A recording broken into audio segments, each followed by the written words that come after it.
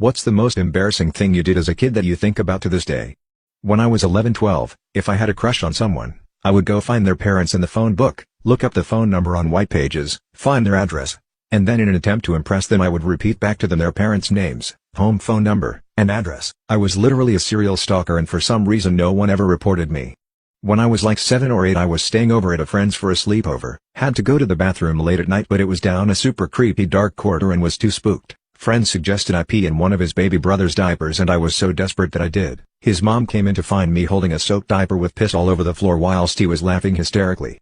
There was this one guy in geometry that was constantly making fun of me. One day, after I couldn't take it anymore, I pulled out my phone and acted like I was talking to snipers who were trained to follow around people who had been mean to me. I still cringe myself into a ball whenever I think about it. I'm terrified of my gun-obsessed teenage son, please help. I am the mother of a 16-year-old boy, and I am becoming legitimately scared of my own child. He has always been sort of an antisocial kid, but recently he has gone into some really dangerous and worrisome hobbies, and I'm scared of what kind of adult he will grow up into. Growing up, my son never really bonded with other children. He always just felt like playing on his own, and after he entered puberty, it only got worse. I tried everything to help him. I put him in extracurriculars. I got him a therapist, but nothing ever really seemed to bring him out of his shell. Now he's a teenager and all he likes to do is sit in his room and play video games while listening to podcasts. Like I said, he's always been shy and we've never really had a super close relationship, but recently he started acting really rude and resentful towards me. He snaps at me often and this year he has called me a bitch multiple times. I've tried to discipline him, but he only becomes angrier and more secluded. Lately, I started trying to research the type of podcast that he listens to, and to my horror, a lot of them were extremely misogynistic and hateful against women. It started to make sense why his behavior had worsened when it came to his treatment of his own mother. I thought there was no way for things to get worse when it came to him, but recently I discovered his new obsession, guns. We live in a state where the gun laws are extremely lax, and I this week checked his browser history for the first time out of concern. I saw that he had been researching machine guns for days now. Obviously, this was extremely troubling to me and I sat him down and had a talk about finding better hobbies and making sure that he didn't have any disturbing plans when it came to guns. My son got extremely mad at me for checking his browser history and said that I was just a stupid bitch who needed to stay in my place. He went further than that and even said that my woman brain couldn't handle his interests and I needed to stay the hell out of his life. I cried to him and told him that I was worried for his safety, and I begged him not to purchase any guns, especially before he was of age. This time he responded by laughing in my face and telling me that I had no idea what he was capable of, and said if I had any brains I would be careful not to piss him off again. I'm scared of what he might do to me, and I have no idea how to deal with his escalating behavior. People who snapped at a bully in school. What is your story? My bully caught me and twin sister walking home from the pool. My mother's idiotic theory about bullies was that you needed to communicate with them and find out what you did wrong and then apologize. Then everything will be fixed. Pro tip, it will not. So she informed me that her problem with me was that I was ugly and she hated my stupid face and wanted to smash it, and then she did so, with her padlock rolled in a towel. Awesome. Mom was briefly puzzled but insisted I needed to question her further and find out what I had really done to her. Thank God for my stepdad because he snuck into my room and said, "I'll deny it if you tell your mother I said this," but slapped the crap out of her. After all, violence is never the answer. Pro tip, yes, sometimes it is. Couple of days later sister and I are mailing a letter and here she comes again. She was kicking me, calling me a little wuss, ugly and stupid. And I guess I just decided to try dad's way. By the end I had her by the hair, swinging her in a huge arc so she couldn't get at me, and she was bleeding and bruised and begging me to stop. I said I would on the condition that she never look, speak or touch me ever again. She agreed. Then I ran home wailing because I knew my mom was gonna be so mad at me. Even lost a shoe, lol. Luckily again dad was home. Took him about an hour to figure out I had won the fight. I still remember the incredulous roar of, "Wait, what, you won? Then what are you crying about?" And then he found out that the whole time we were fighting, my sister had gone and sat on a fence and watched. And he lost it.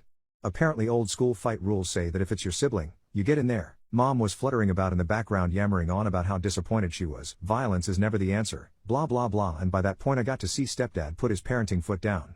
I would not be punished for finally dealing with a bully. Mom would shut up with her hippie nonsense. Twin sister would spend the rest of the night in her room thinking about how messed up it was she sat on a fence and watched. I made it. It's my 40th birthday and I'm a virgin. Had you told me I would end up there when I was 20, I would have been dubious. Turns out you really never know, but it's not so bad.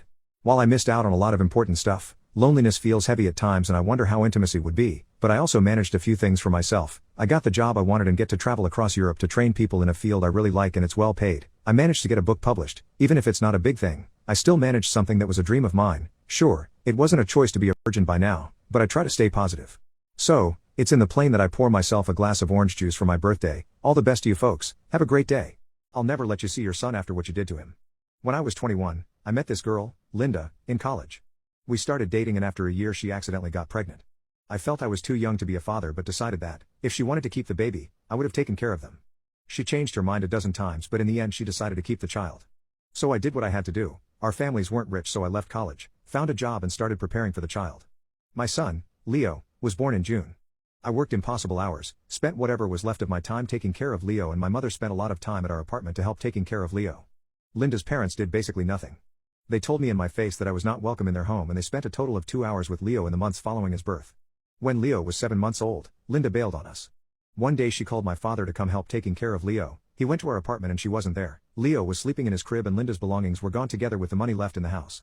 I tried contacting her and going to her parents' home but they weren't there and she never answered the phone. It's been 11 years since then. Now it's just me, Leo and my father. My mother unfortunately passed away last year. Despite all the problems we had, Leo has grown up to be an amazing, cheerful and smart kid. He is my pride and joy and I will do anything to protect him and make him happy. He doesn't remember his mother. Few weeks ago Linda showed up at my door in the middle of the day. She asked to talk and I reluctantly agreed. To sum it up what she said, she is sorry for what she did and wants to be part of Leo's life again. I told her no. She begged and then said some unkind thing about me as a person when I refused again. I told her I do not care what she think. Until Leo is old enough to make a choice, she will not see him. After he is old enough, I will tell him the truth and he will decide on his own accord what he wants to do. Since, unfortunately, we live in a small town where rumors spread rapidly, I'm now being judged by some neighbors for my reaction. I don't think I am in the wrong here and my family agree with me but I guess another opinion would be welcome since I'm basically going crazy. My insecure stepsister called me a useless little gold digger because my husband gave me an expensive jewelry, so I called her a jealous bee and refused to babysit for her again. My stepsister has 3 children. I babysit them fairly often. My sister and her boyfriend don't have degrees and work low-wage jobs and we live in California so everything is insanely expensive. Sometimes, my stepsister would tell me that she hoped that she targeted a rich guy just like what I did. My husband is a doctor and I don't work. I got married and had my kids soon after graduating from college, so I've never had a real job. I was planning on working for a couple years and had a few job offers but my daughter happened sooner than we'd planned so I decided to just stay home. While it is quite nice that I can afford to stay home, money was definitely not the main reason why I married my husband. I love him because of his personality, so I would often call out my stepsister regarding these remarks because I am afraid that people can get the wrong idea. She would just laugh and tell me that she was joking. A few days ago my parents had a barbecue at their house. My 5th anniversary was a few weeks ago and my husband got me a diamond eternity band and tennis bracelet. I was showing those to my mom when my stepfather and stepsister walked over. My stepdad asked my stepsister when she's getting a ring. She gave me a dirty look and said not everybody can afford to waste thousands of dollars on a shiny rock. I tried to be the bigger person and told my stepdad that she doesn't need a ring and it's obvious that her boyfriend loves her a lot whether she has one or not.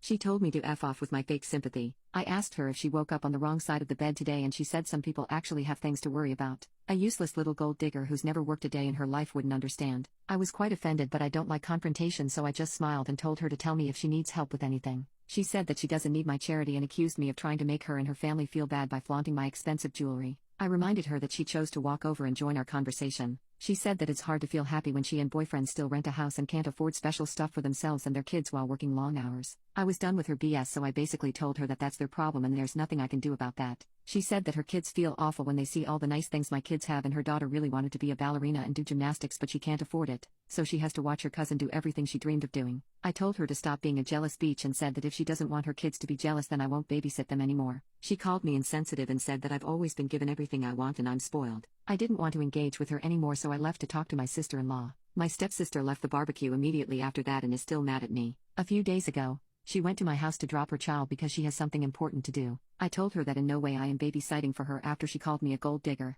She did not even apologize about the incident. She told me to stop being a spoiled brat now because she is in a hurry. As she was about to enter my house, I stopped her from coming in. I said that I made it clear that I am not giving her free service if that is what she thinks of me and if she would be stubborn as leave her child here, then I would call the CPS. Have you ever been in a bar fight? What happened?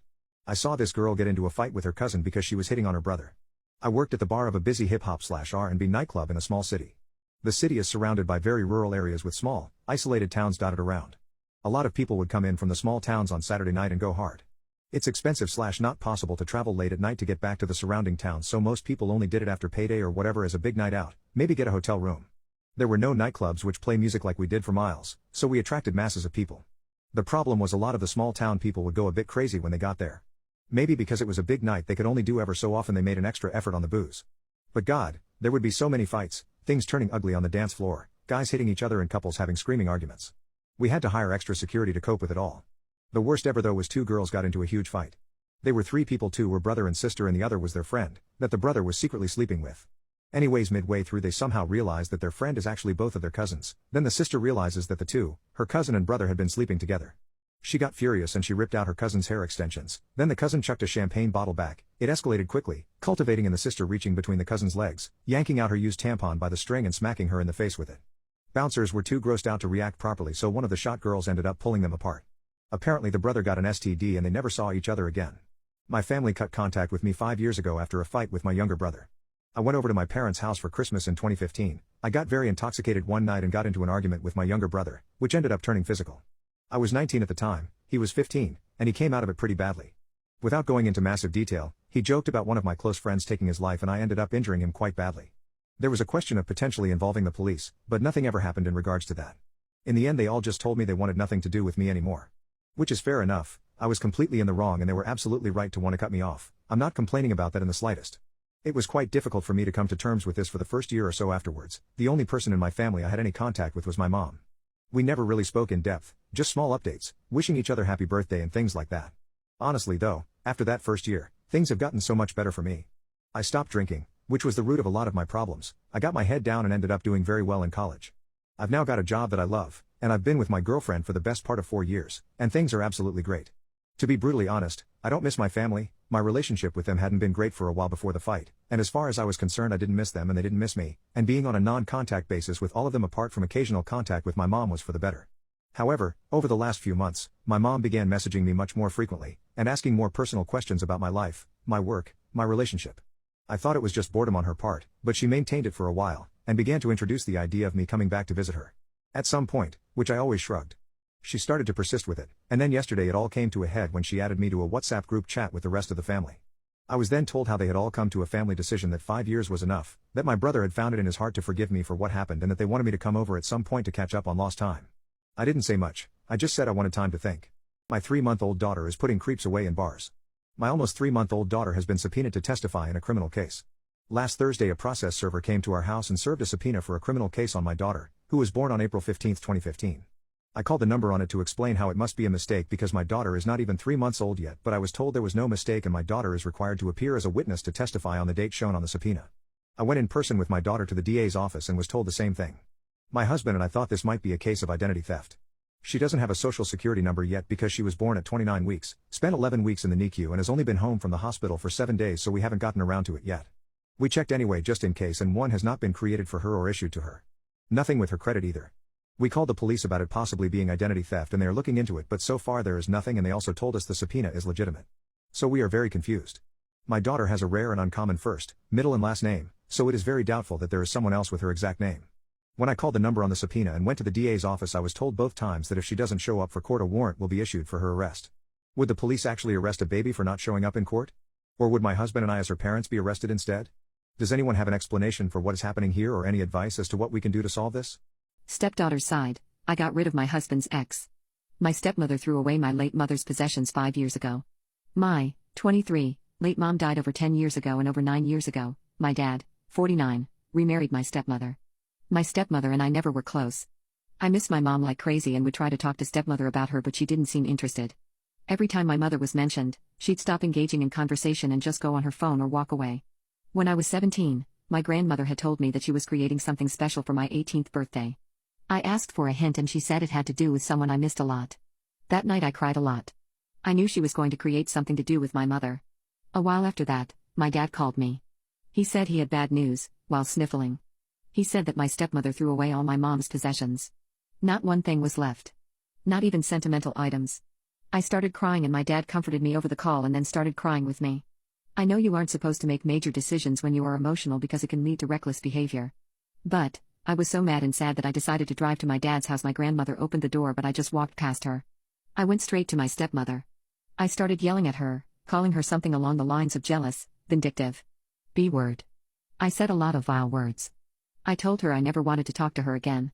She tried to apologize but I just blocked out everything she was saying. I ignored what everyone was saying and just left. Since then, my half-brother was born. I have nothing against him but I barely visit him. My dad didn't immediately forgive my stepmom. He stayed for half-brother and after 3 years of the couple's counseling and therapy, he forgave her, although their relationship was never the same.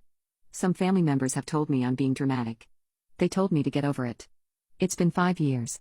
It doesn't matter how many years it will be since she did that. 5 since I knew and 7 since she did that, but I will never forgive her. No amount of apologies will bring back those memories. Have you ever been denied during your proposal? Why? We had known each other for 5 years, dated for 3.5. Every single day I saw her was the best day of my life. We met while working at a pizza chain and had gotten close at work. I eventually worked up the courage to ask her out, even though it was awfully frowned upon, as she was a driver and I was a manager. She said yes, and we went to a party together and literally didn't talk to a single other soul that night. I was hooked. We dated for a year and then moved in together. I can still see her face perfectly, even that long ago. Her family was wonderful, her father an esteemed professor at a nearby college and her mother was a cancer survivor with a heart of gold. Everything just seemed to fit. And I knew that I wanted to be with her forever. After dating for 3 years, I finally popped the question. I had set up a normal night in, ordered a pizza and had a nice little night in. We had a cat, Triumph, a nice little apartment, and the whole shebang. I had tied a little pillow with the ring on to try and sat her in the other room while my lady was in the bathroom. When she got back, I called for the cat and she came in, pillow and all on her back. I proposed and she burst into tears, saying she was sorry and ran out of the apartment. I tried desperately to reach her, through family, friends, any way imaginable. I finally heard back from her sister after 3 days. Her entire family knew and I was apparently the only person out of the loop. She was diagnosed with a very aggressive terminal brain cancer, just 3 days prior to me proposing. I was gutted. For so many reasons, but I could understand why she didn't tell me. After I had proposed, she told her sister that she had decided not to put me through that, but I didn't care. I would have stayed with her to the end of the earth. I tried night and day to contact her to no avail. She died just 5 weeks after I had proposed. I have never felt more lost and alone than I did at her funeral. Her family were very comforting. But I began to hate myself. Thinking that it was something that I had done to scare her away, making her believe that I would leave her if she told me when it couldn't have been further from the truth. I went into a deep depression for a very long time afterwards. I drank and did drugs, day and night. Went from job to job, not showing up for days on end. I dropped out of school, lost a lot of my friends. Considered ending my life a few times. I know now that she kept it from me to try and save me the grief of losing her. But there's nothing in the world I wouldn't give to go back in time. Just to hear her say yes.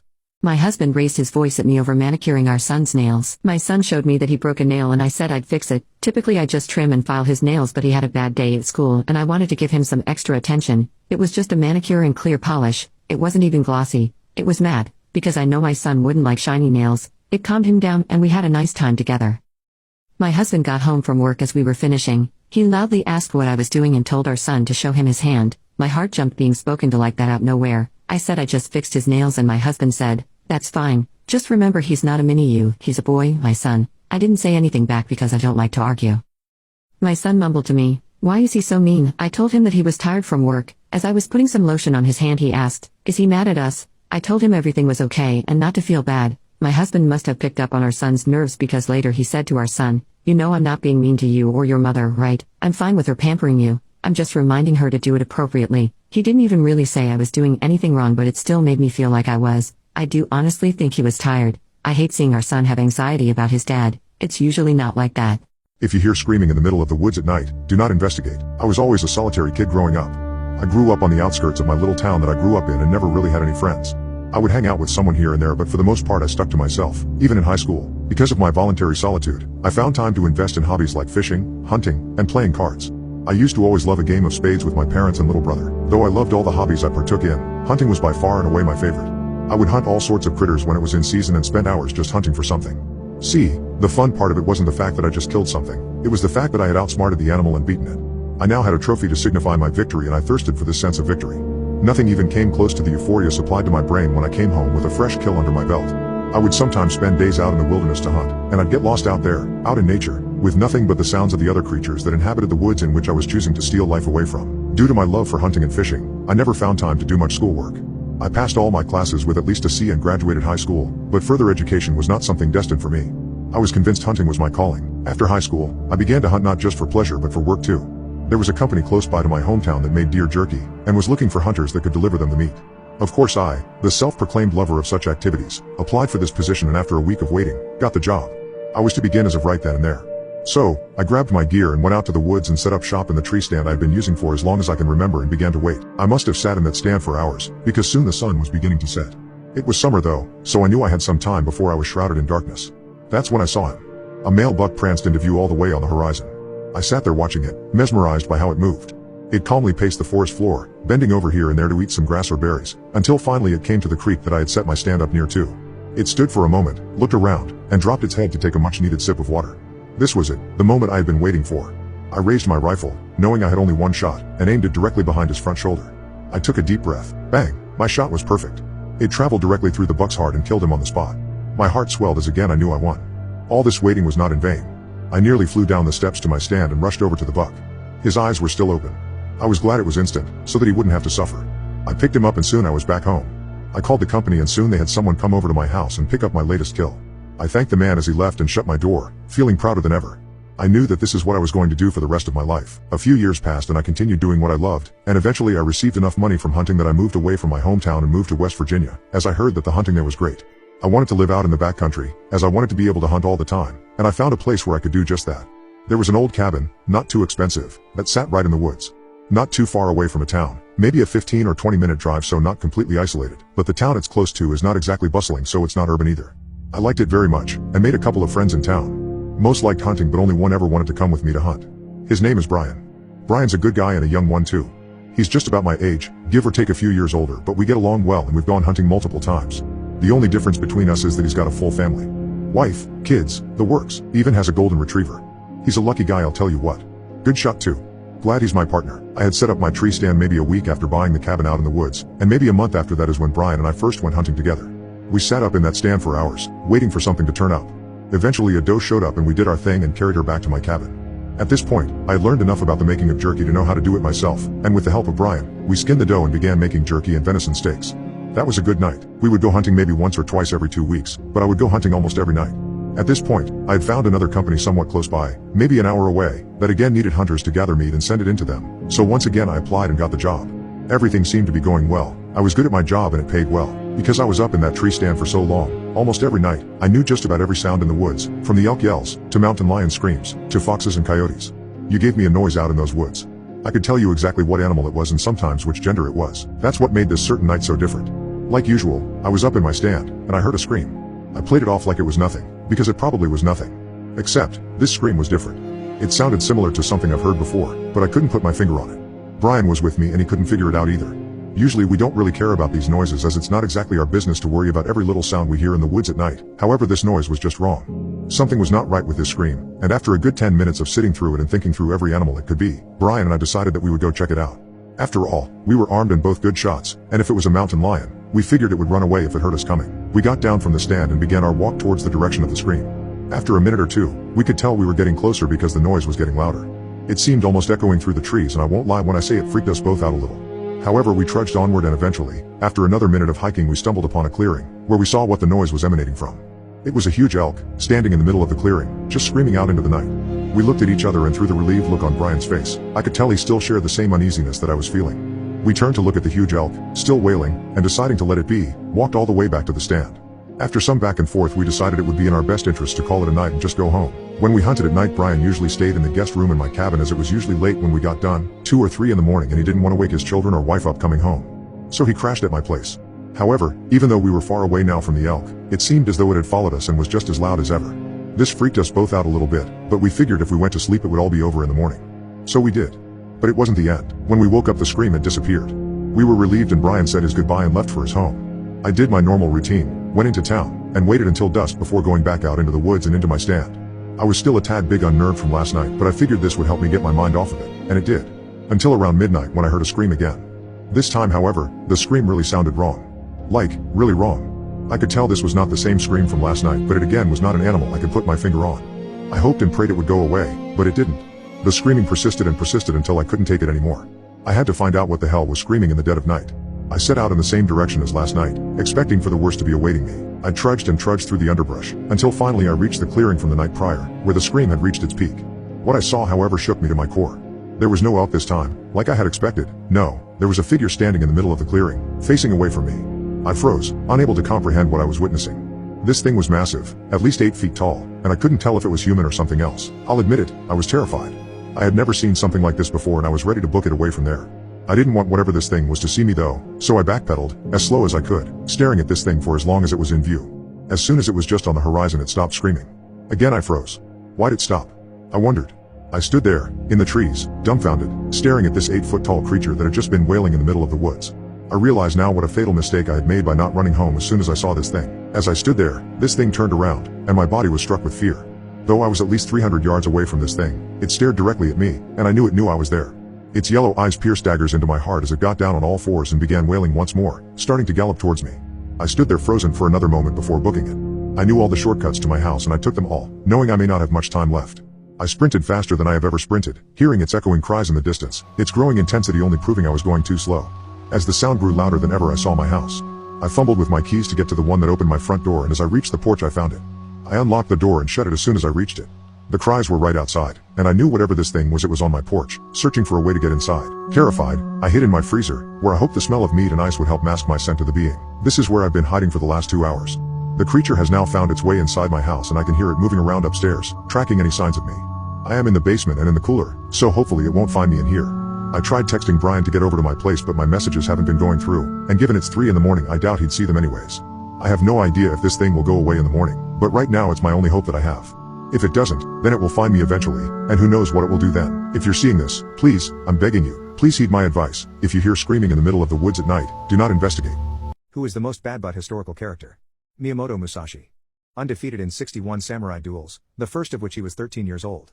He invented his own fighting style using both a long and short sword called Knight and Ichi, meaning 2 heavens as 1. He once hit a sword master with his wooden sword so hard that his arm had to be amputated. He stood still in a sword fight against the previous master's brother so long that over an inch of snow built on the back of his sword, metal this time. He only moved when the brother's friend tried to sneak up behind him. He then unalived both of them with 2 swings.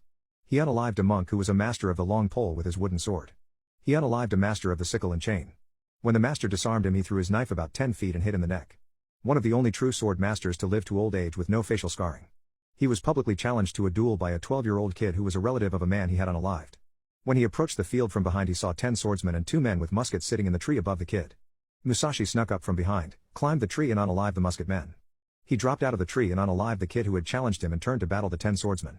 It was during this battle that he was supposed to have invented his 2-sword fighting style. He escaped with his life and a large body count. A short while later at a bar, Sasaki Kojiro was insulting Musashi to the people of the bar about ending the kid. A stranger wearing a hat approached Kojiro as the crowd cleared. He lifted his hat to show it was Musashi, who sat in the back listening to Kojiro badmouth him. Musashi said he would unalive him one day. Musashi unalived him on the beach many years later.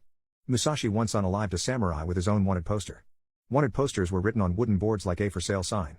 I used myself as bait to get my sister adopted. I'm an 18-year-old girl who grew up without a father figure for a decade. My biological father, JD, was and is a raging and abusive alcoholic who left me and my family when I was 4 and my sister when she was 2. She is now 16 and was adopted by her stepdad, Joe, a week ago. Growing up, I remember vivid details of JD beating our mother and us to the brink for a couple years, not to mention the days we were locked in our room for hours on end. Now onto the main story. For the past year, we needed a signature from JD to approve a transfer of rights to Joe, but he was off the map.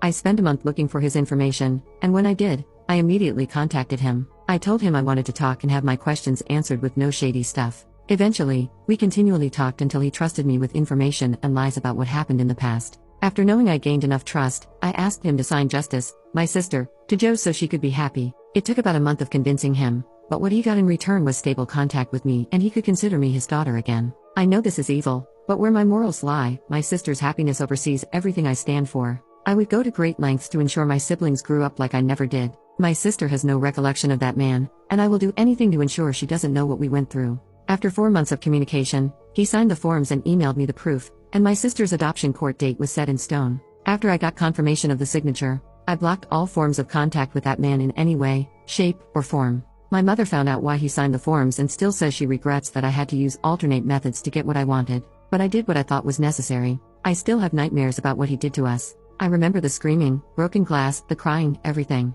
I have no regrets in using him for my benefit. My sister lives happily as Joe's daughter, and I am content living life as is. I will live knowing that my sister is completely free of him and I did what I needed to. To answer any future questions, once we did find his contact information, he refused to sign any paperwork because it deflated his ego as a father. He also wanted to be in our lives again after a decade of no relationship.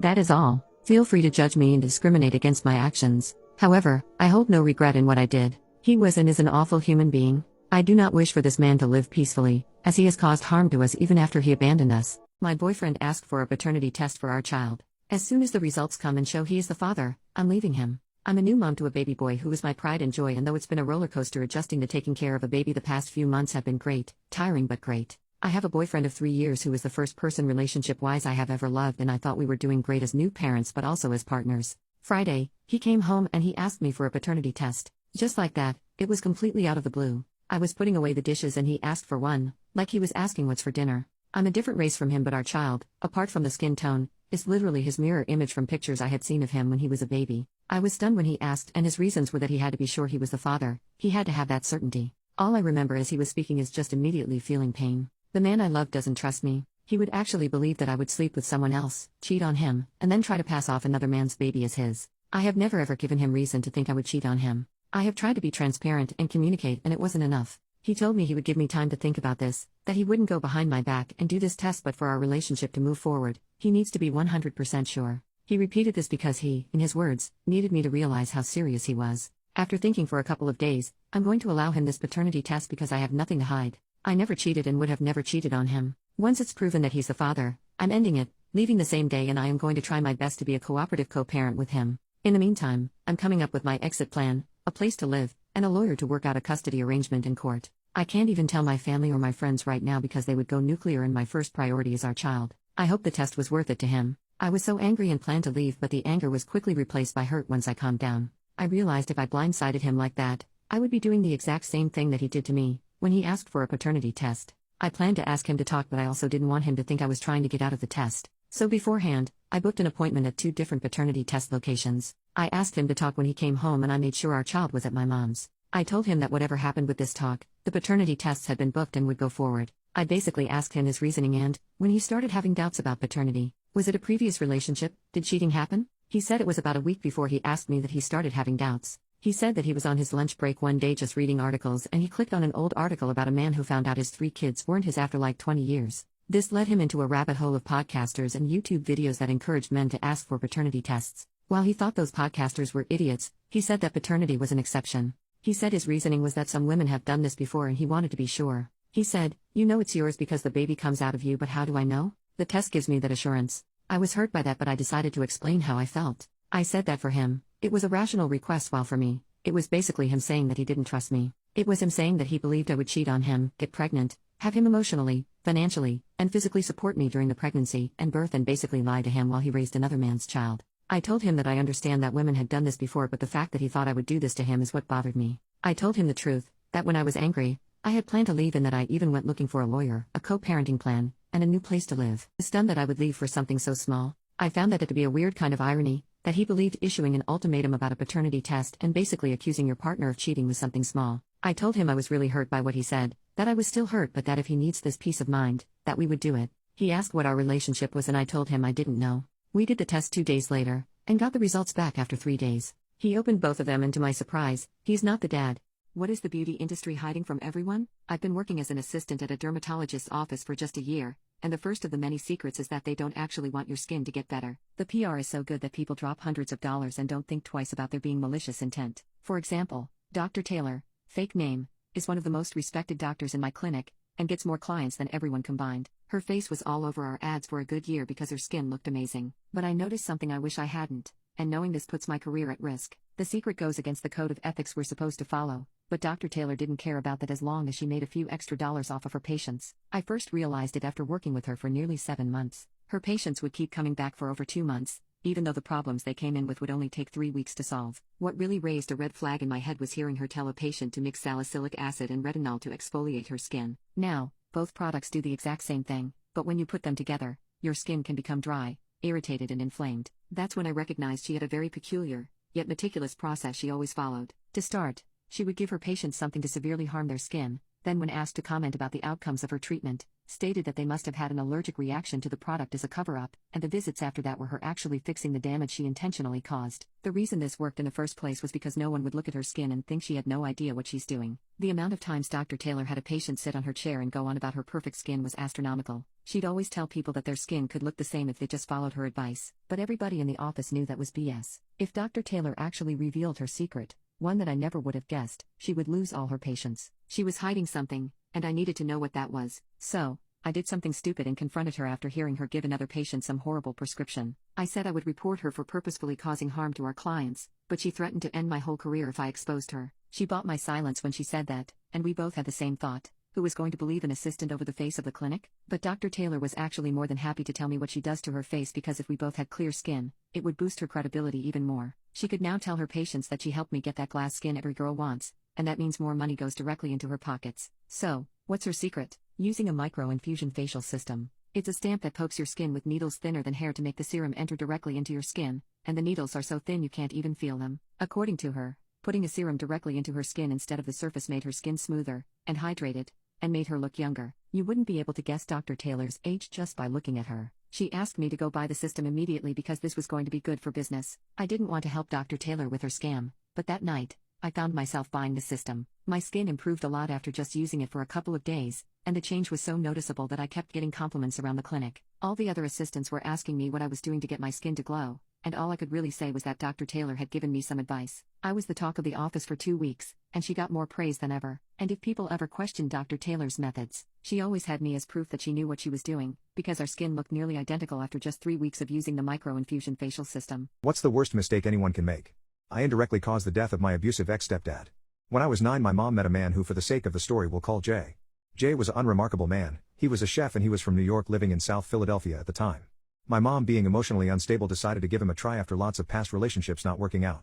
And I feel it is a good time to mention my dad is dead from overdose. So my mom was desperate for someone to be that guy who is good for her and me.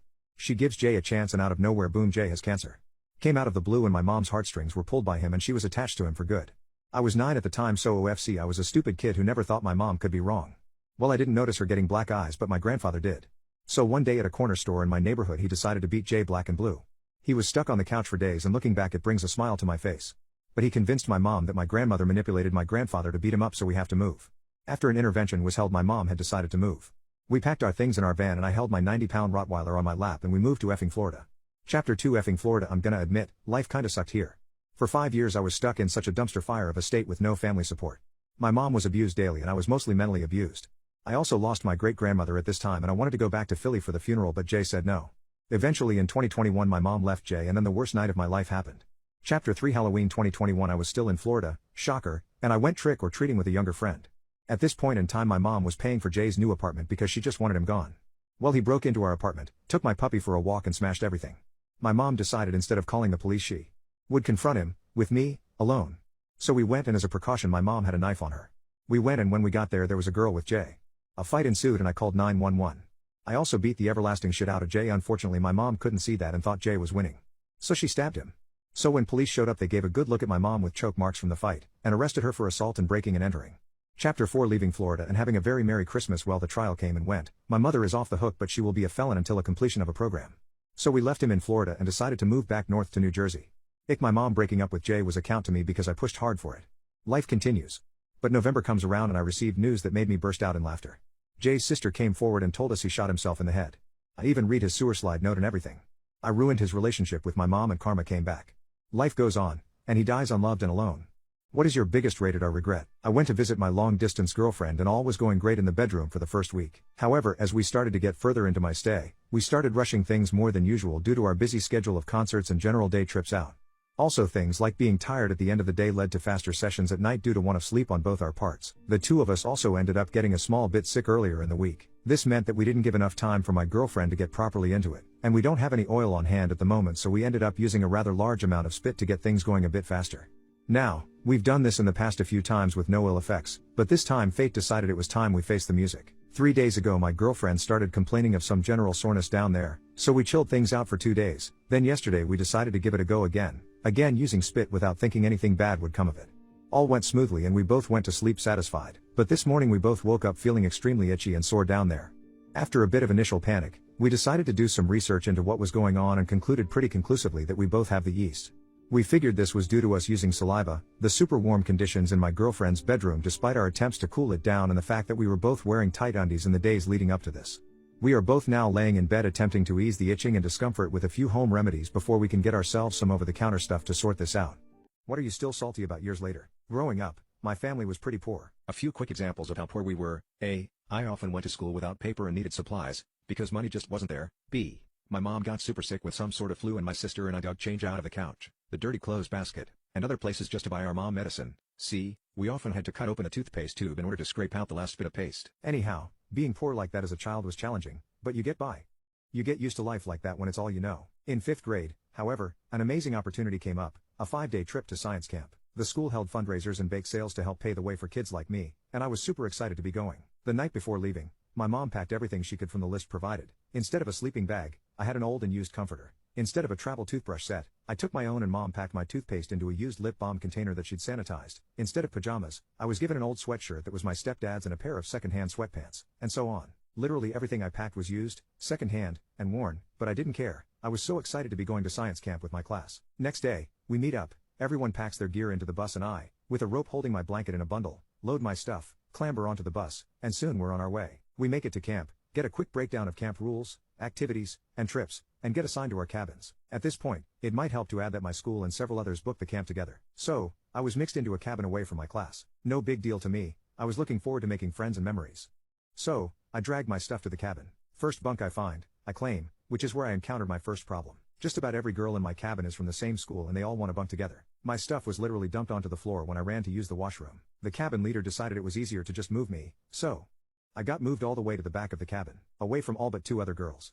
Whatever, it's the first night, I figure it's gonna be great that a rough start isn't anything. Anyhow, we get through the evening, we do the activities sign-ups, we eat dinner, we go to bed. Tuesday morning comes, and I'm excited. Archery and a fossil hike are what I signed up for. Well, you guessed it, I get bumped because the activities lists are too full. Okay.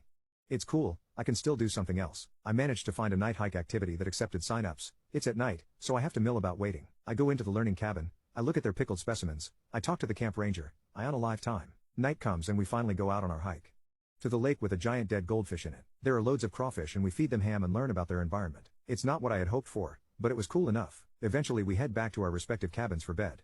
Tomorrow will be better, after all. Wednesday comes, and it's only the same story as Tuesday. I signed up for clay arts and a nature walk, but clay arts is too full. Fine, I take my nature walk, we find a dead rabbit, we learn about edible plants, we discuss nature. Nothing to complain about, it was really fun.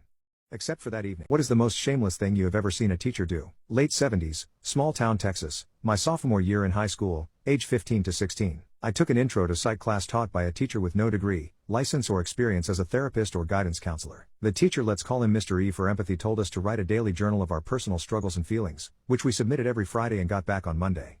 We were promised confidentiality, but it soon became evident that he was using things from our journals for class discussion, without names but sometimes with enough detail that we could guess the author. At this point I stopped mentioning anything more personal than what my dog had for dinner. One day I was in the library with 3 other girls researching a report for another class when Mr. E came in. He walked right up and started in on the girl sitting next to me. I'll call her Terry. Terry had evidently gotten pregnant and, with her mother's assistance, gotten an abortion. Roe v. Wade was in effect, but abortion was still very difficult to get in Texas and there was a huge stigma attached. Terry trusted Mr. E enough to put it all in her journal. She was 15. He told her she was horrible for having sex, for getting pregnant, and she and her mother were both going to hell because of the abortion. He was red in the face and getting louder, she was pale and sobbing, and other people were starting to notice. The librarian started over to find out what the hell was happening. I remember feeling white-hot rage, standing up, and opening my mouth. The librarian told me later that I locked Mr. E in a death glare and in a flat voice told him what a pos mother efker he was, and many similar things. Apparently I had a Ralphie in the Christmas Story moment, except I didn't hit him. Terry was screaming that she hated him and he'd ruined her life. The librarian told the 2 other girls at the table to take her to the counselor's office, and the librarian told Mr. E to shut the hell up and come with her to the principal's office. She asked me to come along to tell the principal what happened. It was a topic of gossip for a while, but very few students knew the specifics, and those of us who did told anyone who'd listen that Mr. E had lost it because he was such a religious fanatic he couldn't deal with a girl making out with her boyfriend. Mr. E didn't reappear, presumably fired, but Terry came back in a week or so and students thought she was cool for screaming at a teacher. I got in zero trouble for all of the cursing. I was a nerdy honor student who was extremely polite to teachers, and I guess they regarded the aberration as justified. The guidance counselor finished teaching our psych class and made it fun without anyone providing personal information. No more journals. My husband-to-be wants everyone to know I'm not pure. It's exactly what the title says. I've been with my fiancé for 6 years and engaged for the past 8 months. I've been doing most of the wedding planning, but my fiancé, let's just call him Ryan, will give his input here and there. So about a month ago Ryan out of nowhere said he was talking to some of his coworkers and thinks that I shouldn't wear a white dress. This was totally weird to me. Ryan is a very artistic guy, so I figured this was more about how the photos would turn out or something along those lines, but I'm set on wearing white. I told him this and I could see that he was annoyed, but he let it go. 2 weeks ago I finally picked and paid for my dress and this caused a huge argument. Ryan again came to me very annoyed. He asked to see the dress I picked, but I said no because I wanted it to be a surprise for our wedding day. He asked me to at least tell him what color it was, and when I said white, he threw a fit. I honestly do not see why this was a big deal. Almost everyone wears white on their wedding day. When I asked him what color he thought I'd be wearing, he told me I should wear red. Again, this was super weird to me. I asked him why I would wear red to our wedding, and he told me that brides only wear white when they are pure. For some background, Ryan and I started dating when I was 21 and he just turned 20. He was a first-timer when we met, and I only had one other person who was my ex-boyfriend of 4 years throughout high school. This caused a lot of problems the first year of our relationship and we almost did not continue dating because of how insecure he felt. After that first year, it was never a problem again until now I guess. He went to his mom about all of this thinking she would convince me, but she's on my side. So 2 nights ago, Ryan, his mom and I stood in our living room and argued about my intimacy life being shown in a dress. His mom stated that he is no longer a virgin either so maybe he should wear red too and he burst out crying. Ryan is still stating that me wearing white would be deceiving all of the guests and that it is different for guys. This all has honestly made me question even marrying this man. I don't know if it's just because everything is so fresh but I'm really disgusted by him. He's not even religious so I know this is just about him still thinking about me losing my V card at 18 before I even knew him. I just needed to rant to anyone about his psycho this is. My partner finally admitted he doesn't find me attractive. My 22F partner, 25M, finally admitted that he doesn't find me attractive last night. First things first, it's important to note that he is the kindest, most gentle, loving person I've ever met. He's never once made me feel unloved. He is truly incredible. I'm currently 33 weeks pregnant, which is making me very hormonal and I can't stop crying.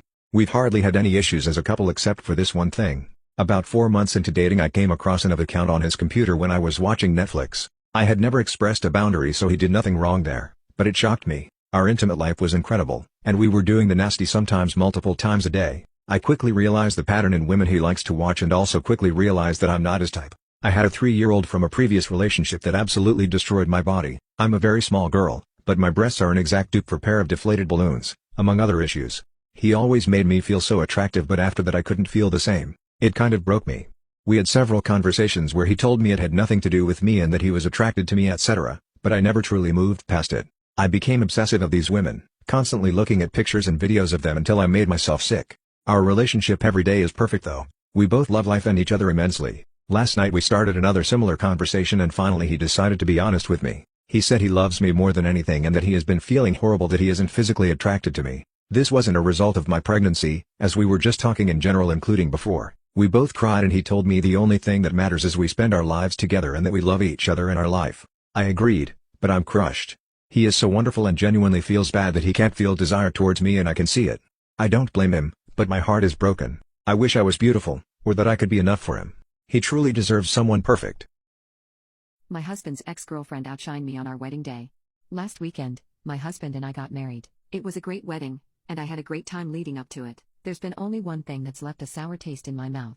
Growing up, I always wanted a big princess wedding. I know some people see those as tacky and immature, but it was always my dream. As part of this, the theme for our wedding was ballroom, and I told everyone to wear the nicest things they owned and told the women in particular to try to outshine me. I even went as far as telling the married women to wear their wedding dresses. I didn't care about being outdressed. Instead, all I wanted was to fulfill the aesthetic in my head that I had for the wedding, which included everyone else looking nothing less than extravagant. Now on to my husband's friend. My husband has this friend I'll call Kate. Kate is my husband's childhood friend and first love. My husband comes from a small town, and the majority of his friends he's known since adolescence. In their senior year of high school, Kate and my husband got engaged, which is kinda normal where they're from, but called off the wedding and never went through with it. It was mutual. They felt they were growing up too fast and wanted to slow down. The calling off the wedding was the end of the relationship, but they stayed friends. I knew this information prior to getting with my husband and never had a problem or felt jealous because I'm friends with a few exes myself. In fact, 2 of them were invited to our wedding. One was my bridesmaid, I'm bisexual, and the other was invited as a guest along with his current girlfriend.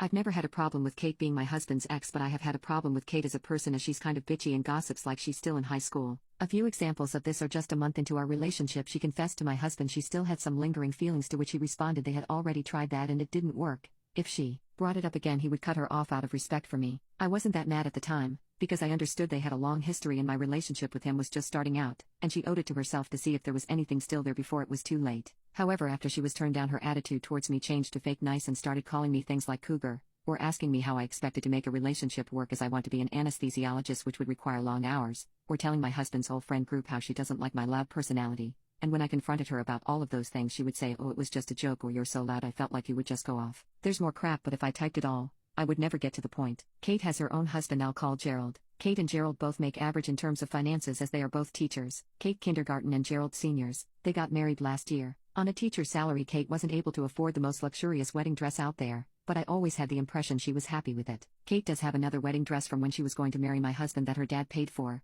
who has unfortunately passed now, which in terms of fanciness is a bit nicer. But obviously she didn't wear that dress to her own wedding. I was expecting Kate to wear the wedding dress she wore to her own wedding, but when I looked and saw her, she had the wedding dress she was supposed to wear when she was getting married to my husband. When I saw her, I immediately went, "What the F," but decided to just drop it because I didn't want a conflict on our wedding day. My husband, however, was also confused on why she wore that one and asked her about it without me even having to tell him I was uncomfortable. She responded, "Well, your wife wanted such a big princess wedding, I thought I'd wear this one because it follows the theme more." Don't tell me she's upset about it. She's the one who said, "Come in your nicest clothes and this is my nicest dress." I feel like I'm not allowed to be upset even though I am, and I know this is my fault, but the whole thing has really left a bad taste in my mouth. I would have never been okay with her wearing that one if I'd known she was going to, and I feel like she should have asked. I keep telling myself it's not that big of a deal, and during the daytime, when I'm distracted, I don't even think about it. But I've always been a night owl, and it makes me crappy every time I think about it before I fall asleep. So now I'm here complaining on Reddit like a loser. I feel pathetic. Have you ever been fired from your job just to get another one that paid more? Switching to Feet Finder after my girlfriend got banned on OnlyFans was the best thing that ever happened to us. Let me explain.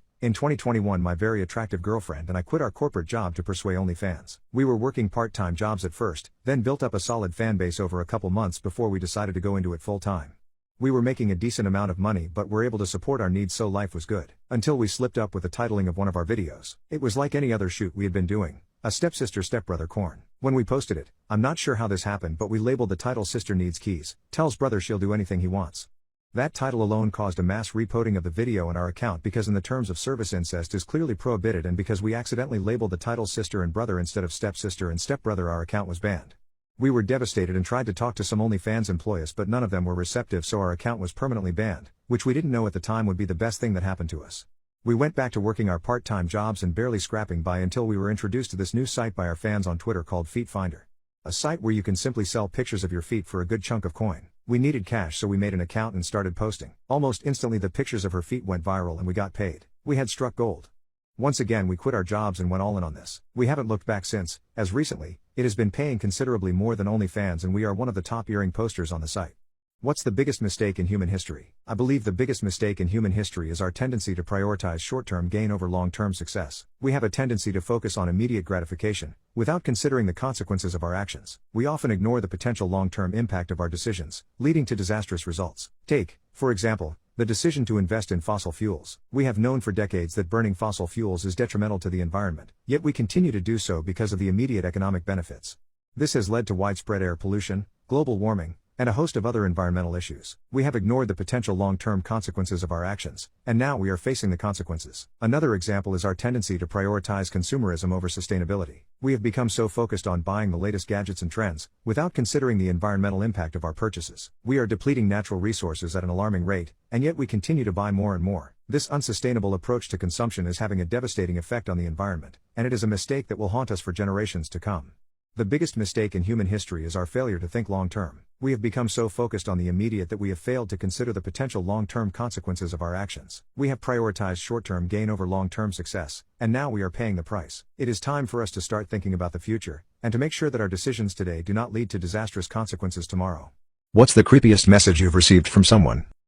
There was a mentally handicapped man in our neighborhood. I went to park to meet up with some friends, and while waiting, I saw him there. I was kinda hurt seeing how people stare at him like as if he's a big disgrace in the place, so I sat next to him. That was the first time I talked to him. It was an innocent moment.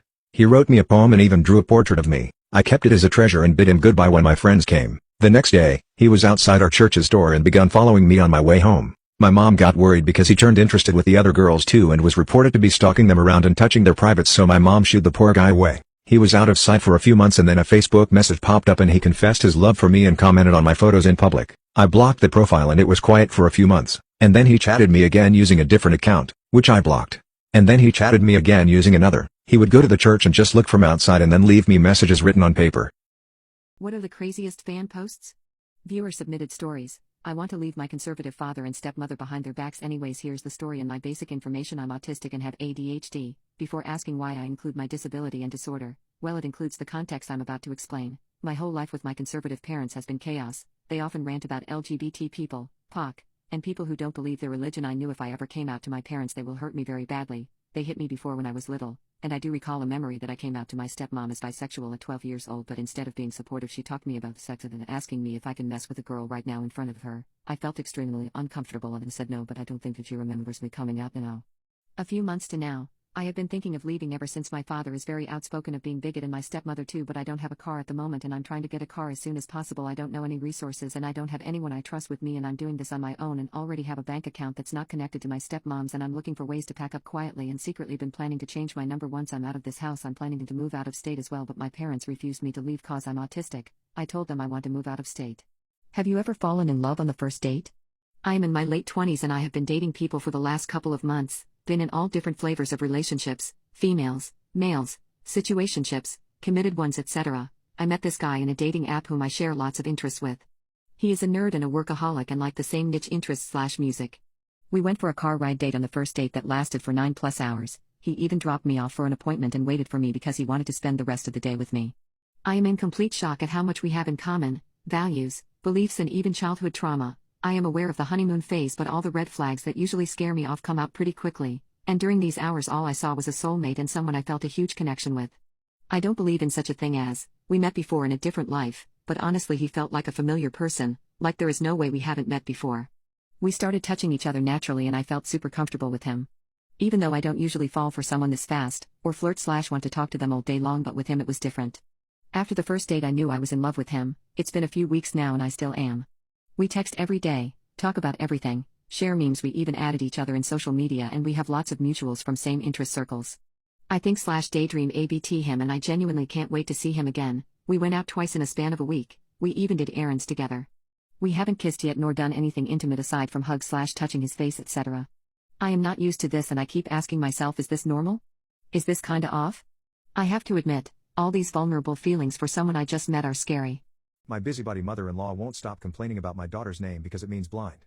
Now, she won't stop apologizing because we kicked her out of the house. Both I and my husband are from Latin America. We moved to the UK shortly after we had our eldest 5 months. Our daughter, who turns 1 in April, was born here. My mother-in-law and my husband's older brother, neither of whom has met our daughter before, are flying over for her birthday. Brother-in-law wanted to get a hotel room for himself and mother-in-law doesn't speak any English, so we decided to have her stay at our place instead of leaving her alone in a foreign country. Years ago, when I was pregnant with my son, my husband and I made the mistake of revealing his name to our families. My mother-in-law spent the next months complaining about it. She'd send us lists of name suggestions, look up bad historical figures with the same name as the one we'd chosen, and just generally say it was awful. She didn't stop until our son was born and the name was on his birth certificate. So for my second pregnancy, we decided to keep our daughter's name a secret until after her birth. We figured that not knowing her name until it was unchangeable would stop mother-in-law from complaining. We were wrong. Our daughter's name is Cecilia. Minutes after she was born, my mother-in-law called my husband and asked, "You know Cecilia means blind, right?" Almost a year later, she hasn't stopped complaining. If it's not because of the meaning, it's because it's ugly, long, or an old lady's name. There have been occasions in which my husband sent pictures of her to his family's group chat and his mom replied with stuff like, "How cute. Too bad her name is Cecilia." It genuinely feels like my daughter is being bullied. Whenever we talk to my mother-in-law, she has a new complaint. Up until now, the main reason I was able to tune it out was because she hadn't complained to us in person or front of our children. But she'll be here in less than 2 weeks, and I'm certain she'll continue her crusade at our home. I don't want to hear it, I don't want my son to hear it, and I don't want my baby's first birthday to be ruined by grandma's bitching. So a couple of months ago, my husband and I called his mom. We told her she could no longer stay with us, and to ask brother-in-law to help her get a hotel room. We also told her the reasons behind our decision. Mother-in-law cried on the phone and has called us several times since. She always either apologizes, calls us dramatic, or accuses us of alienating her from her grandkids. Throughout all this, she continues to insist she has the right to dislike our daughter's name and still hasn't booked a hotel room. I want nothing to do with my brother, even after he tried to take his life. I, 27 male, haven't spoke to or seen my brother Kevin in 5 years. I barely speak to our parents or anyone in the family. When I was 22 and Kevin was 25, I found out that my girlfriend of 3 years was having an affair with Kevin. I broke up with her and moved back into my parents' place, showing my parents the proof of the affair. After a month of ignoring Kevin's attempt to reach out and being cold when he would come around to apologize, my parents told me it was time to forgive him. They even went as far to stage an intervention with my ex, Kevin, and extended family, to give me reasons why I should forgive them, especially Kevin. All this did was hurt me more. I told him what they did was unforgivable, especially when it came to Kevin because he was my brother. I looked up to him, I would have done anything for him. We were really close and he betrayed me in the worst way. A couple of months after that, I got the chance to get far away from them and took it. I went no contact with Kevin and my parents. For the last couple of months I've been in contact with a cousin because my grandmother has been having health issues, and it got worse, so I went back to visit her in the hospital. On the way out I unfortunately ran into Kevin. He wanted to talk but I pretended I didn't know him and he started to cry, saying he was sorry and he wanted to have a relationship. I told him he must have me mistaken for someone else, and then I left. My cousin then called me later saying Kevin had a really bad mental breakdown about what happened. Apparently ever since I cut contact with him, his mental health has declined a lot. Then my parents called me and begged me to see Kevin, that being there for him would give him a peace of mind. They pressured my cousin into giving them my number. I told them I wasn't going to do that. Mom started crying saying she wanted her family back, that she wanted her sons being close again. I told her that Kevin, her, and Dad ruined that, and that I didn't care about them anymore. My dad then asked if we all sat down, talked, and apologized for all the hurt we caused each other, that things could be the way they were before. I said I didn't want to talk and I have nothing to apologize for. The next day, my dad called and I could tell he was crying. He said Kevin tried swallowing a bunch of pills. Apparently they told Kevin what I said and it pushed him over the edge. My parents found him in time and now he's in the hospital. They think I can make his mental health better if I just have a relationship with him again, but I don't want one. I don't feel it's fair to put his mental health on me. I don't even know how I would even help him when every time I think of him all I feel is rage, hurt, and betrayal. He's my brother but I just don't want anything to do with him. Does this make me awful, not wanting anything to do with my brother? What is one of the dumbest things you've done when your brain was on autopilot? I work at a busy restaurant, so I end up saying corner hundreds of times a night as I go back and forth around corners and doorways in the kitchen. Was running food to a table, set it down gently, and in my sweetest customer service voice I said corner while looking the customer right in the eye instead of here is your soup or something like I usually do. They looked confused, my brain tried to reset, and so naturally I said thank you as if that made it better. I ended up just backing away. It was a lost cause. This is a while ago, but I was working at McDonald's and worked in the morning, not a morning person, still not. My brain wakes up around 10 a.m. and I think it was like 8 a.m., and I handed this lady her large coffee and the sun shined bright in my eyes and all I said was praise the sun, and she looked at me all weird and drove off. I told my friend you're welcome, after he sneezed and excused himself the other day. Let a coffee machine run without a jug under it, went to take a shower and had to clean up the mess afterwards. What's the most awkward thing you've witnessed at a high school reunion? Our 10-year was in 2015. I did not attend as I got roped into helping salvage a four-wheeler from the river that a couple buddies had found, so for about 3 or 4 months leading up to the reunion date, a few of the popular girls from our class started a Facebook group to organize everything. And it seemed to be going really well. People had moved all over the country but were saying they were moving their schedules around to attend. There was talk of renting an event hall on the fairgrounds. One girl's family now owned a local restaurant and offered to put up that venue for an after-hours thing, etc. Everyone seemed really into it, and from what I could see, all seemed ready and willing to put behind them whatever petty grudges and high school bullshit had existed 10 years before. Comes to the morning of, and absolutely no one has committed anything, and in fact it's almost complete radio silence on the Facebook group. Someone suggests that since we have no place reserved, should everyone just meet at the bars downtown and go from there? So it was that exactly 7 people showed up and played oversized Jenga. They at least looked like they had a good time. Was initially bummed when I had to miss it, but seeing the turnout I really didn't care. What's the most screwed up thing someone tried to do that you were able to prevent?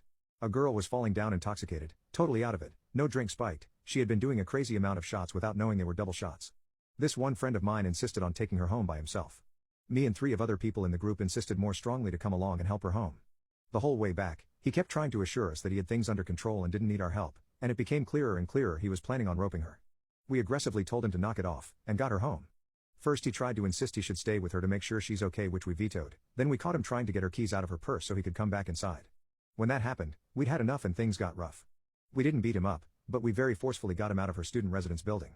She was in bad shape, so we found a friend of hers from down the hall who agreed to come over and look after her. We were worried she might throw up in her sleep or something. Later on that night he got caught pounding on her dorm room door by the same friend after he managed to sneak back into the building by following someone else when they came in. We were called to handle the situation since she'd been inside of the room with her scared out of her mind. The first thing we did was call the police, and immediately showed up to the door. We began pushing the guy around, this time more forcefully than before because of how far he'd been pushing it. He made it seem like he'd been doing nothing wrong and just wanted to check up on her well-being, but he'd been so overtly forceful about it that it was clear what his actual intentions were. One of my friends called him out and said soon he wouldn't be forcing himself onto anyone anymore, and he punched that friend so hard in the face that we all gathered together and knocked him out cold. The cops came to pick him up a few minutes later and we were asked a couple of questions, only to be let off the hook given the circumstances. The cops really should have taken us in, but he believed us enough to state in the report that the guy was incapacitated after getting riled up. F him, she was literally passed out on her feet and totally incoherent. If you could remove a cubic meter anywhere in the world, how do you cause the most chaos? If you could remove a cubic meter anywhere in the world, how do you cause the most chaos? In order to cause the most chaos? I'd wait until the Pope, arguably one of the most powerful people alive, is giving an important speech of some kind. Then, while a massive chunk of the world is watching, poof. No more head. At this point it doesn't really matter if someone is religious or not, people just saw a man's head vanish and there's video of it. Everything that anyone believes is pretty much thrown into question. Is there a God and did they do this? If so, why did they dislike the Pope so much? What exactly is the science behind a man's head being deleted from existence? Matter can't be created or destroyed, so what the F just happened?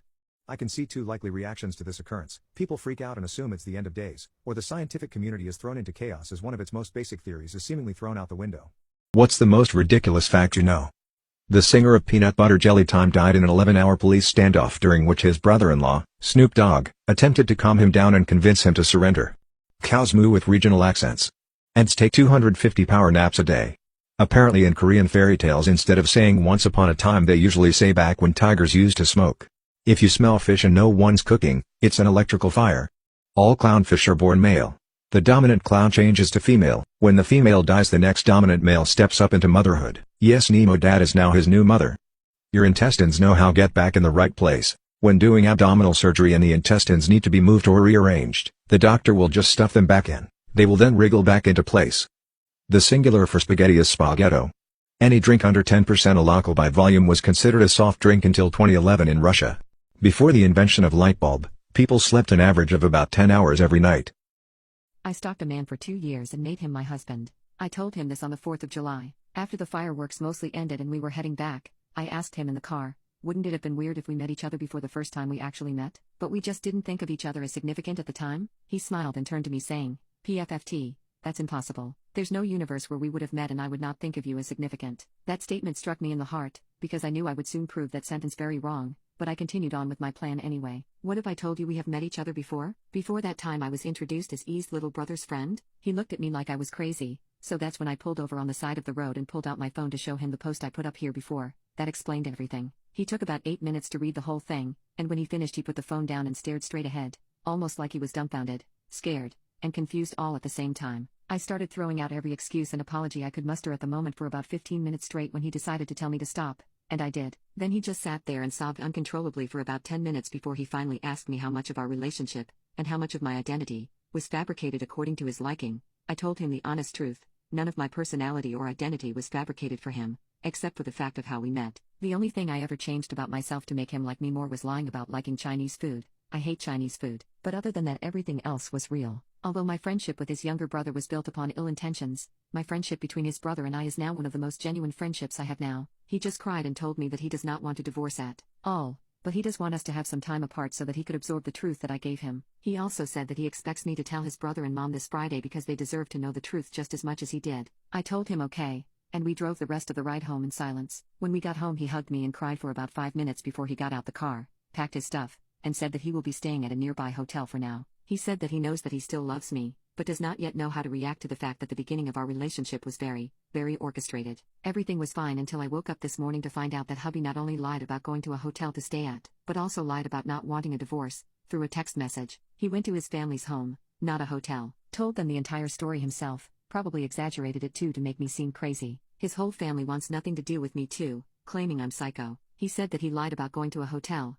because he knew if he told the truth I would try to stop him. Honestly, I feel so betrayed. I tried to be a good wife by showing him the true me, and this is what he does? I did all this work just for it to end up like this? Honestly, I kind of deserve it. I didn't even tell him in the first place because I felt bad. I told him because I had a suspicion that he was catching on to the fact that I knew him for 2.5 years before he knew me, largely because I found out he was keeping my old phone in his work desk. My old phone that has screenshots of a lot of his old Instagram posts, plans in my notes app about him, etc. So I guess he never truly loved me if he can't even get past an honest confession like this one. I might update this in a few years when I find a new husband. Am I a psycho? Salaried, exempt, employees have to punch a time card now? Okay. It would sure be a shame if someone notified the labor board about your illegal PTO practices, though, not 100% the same, but I used to travel a lot for the company. I was the only one who ever volunteered. I will go almost anywhere, but I am not a cheap date, and the company had started a no travel policy, but we still had tech issues in other offices and stuff that needed to be handled in person. I also knew a bunch of the salesmen and we chatted about stuff, and an extravagant night out for me was less than their bar tab. I don't drink, so all my extravagances were eating. After turning in my expenses for what turned into a 6-week trip, my manager, who was a total toady, was bitching about my expenses and wanting me to change them. I was adamant that they had to be submitted correctly and he could do what he wanted with them. He got really pissed. So I called HR and asked them if I could put in incorrect amounts for my expenses. They were like, what? I was like, I spent X but I really want to submit Y now. I admit that I very much insinuated that Y was larger than X, but they were no. It has to be the amount of the exact receipt that is strict company policy. So I put them on hold and conferenced my manager in and had them tell him that. He of course set them straight on what I wanted and they sort of tried to backtalk but I was strict company policy. And I mentioned the way the company routinely oaked people's bar tabs and stuff and I was working for them away from home for a long time. I got 100% back. Manager was not happy but he was never happy anyway. He even used to get pissed when the L guys were in my town. We worked in different offices, and took me out for nice lunches, or took me and my wife out for dinner. That was not even his budget. My racist family is demanding that I get a honker job. Turns out, they think I'm not attractive to men of my race due to my small chest. My family is Hispanic and there's a very casual view of things like plastic surgery in Latin America, with the outlook being something of the if you can afford it, why not? Not one adult woman in my family has gone without some sort of improvement, something which, although I can support them, is completely a no-go for me due to fears of surgeries in general.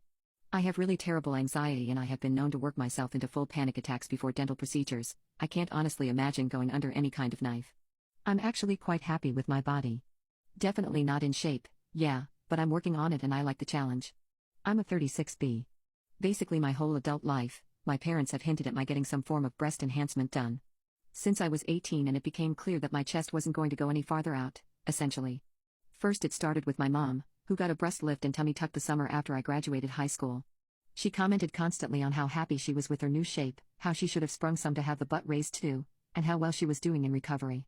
When we would go clothes shopping together, she'd walk over to the bra racks, pick out bras she knew I would like, and then show them to me in, say, 38C, and say I should buy them in that size instead, since it won't be too long before you need them in that size.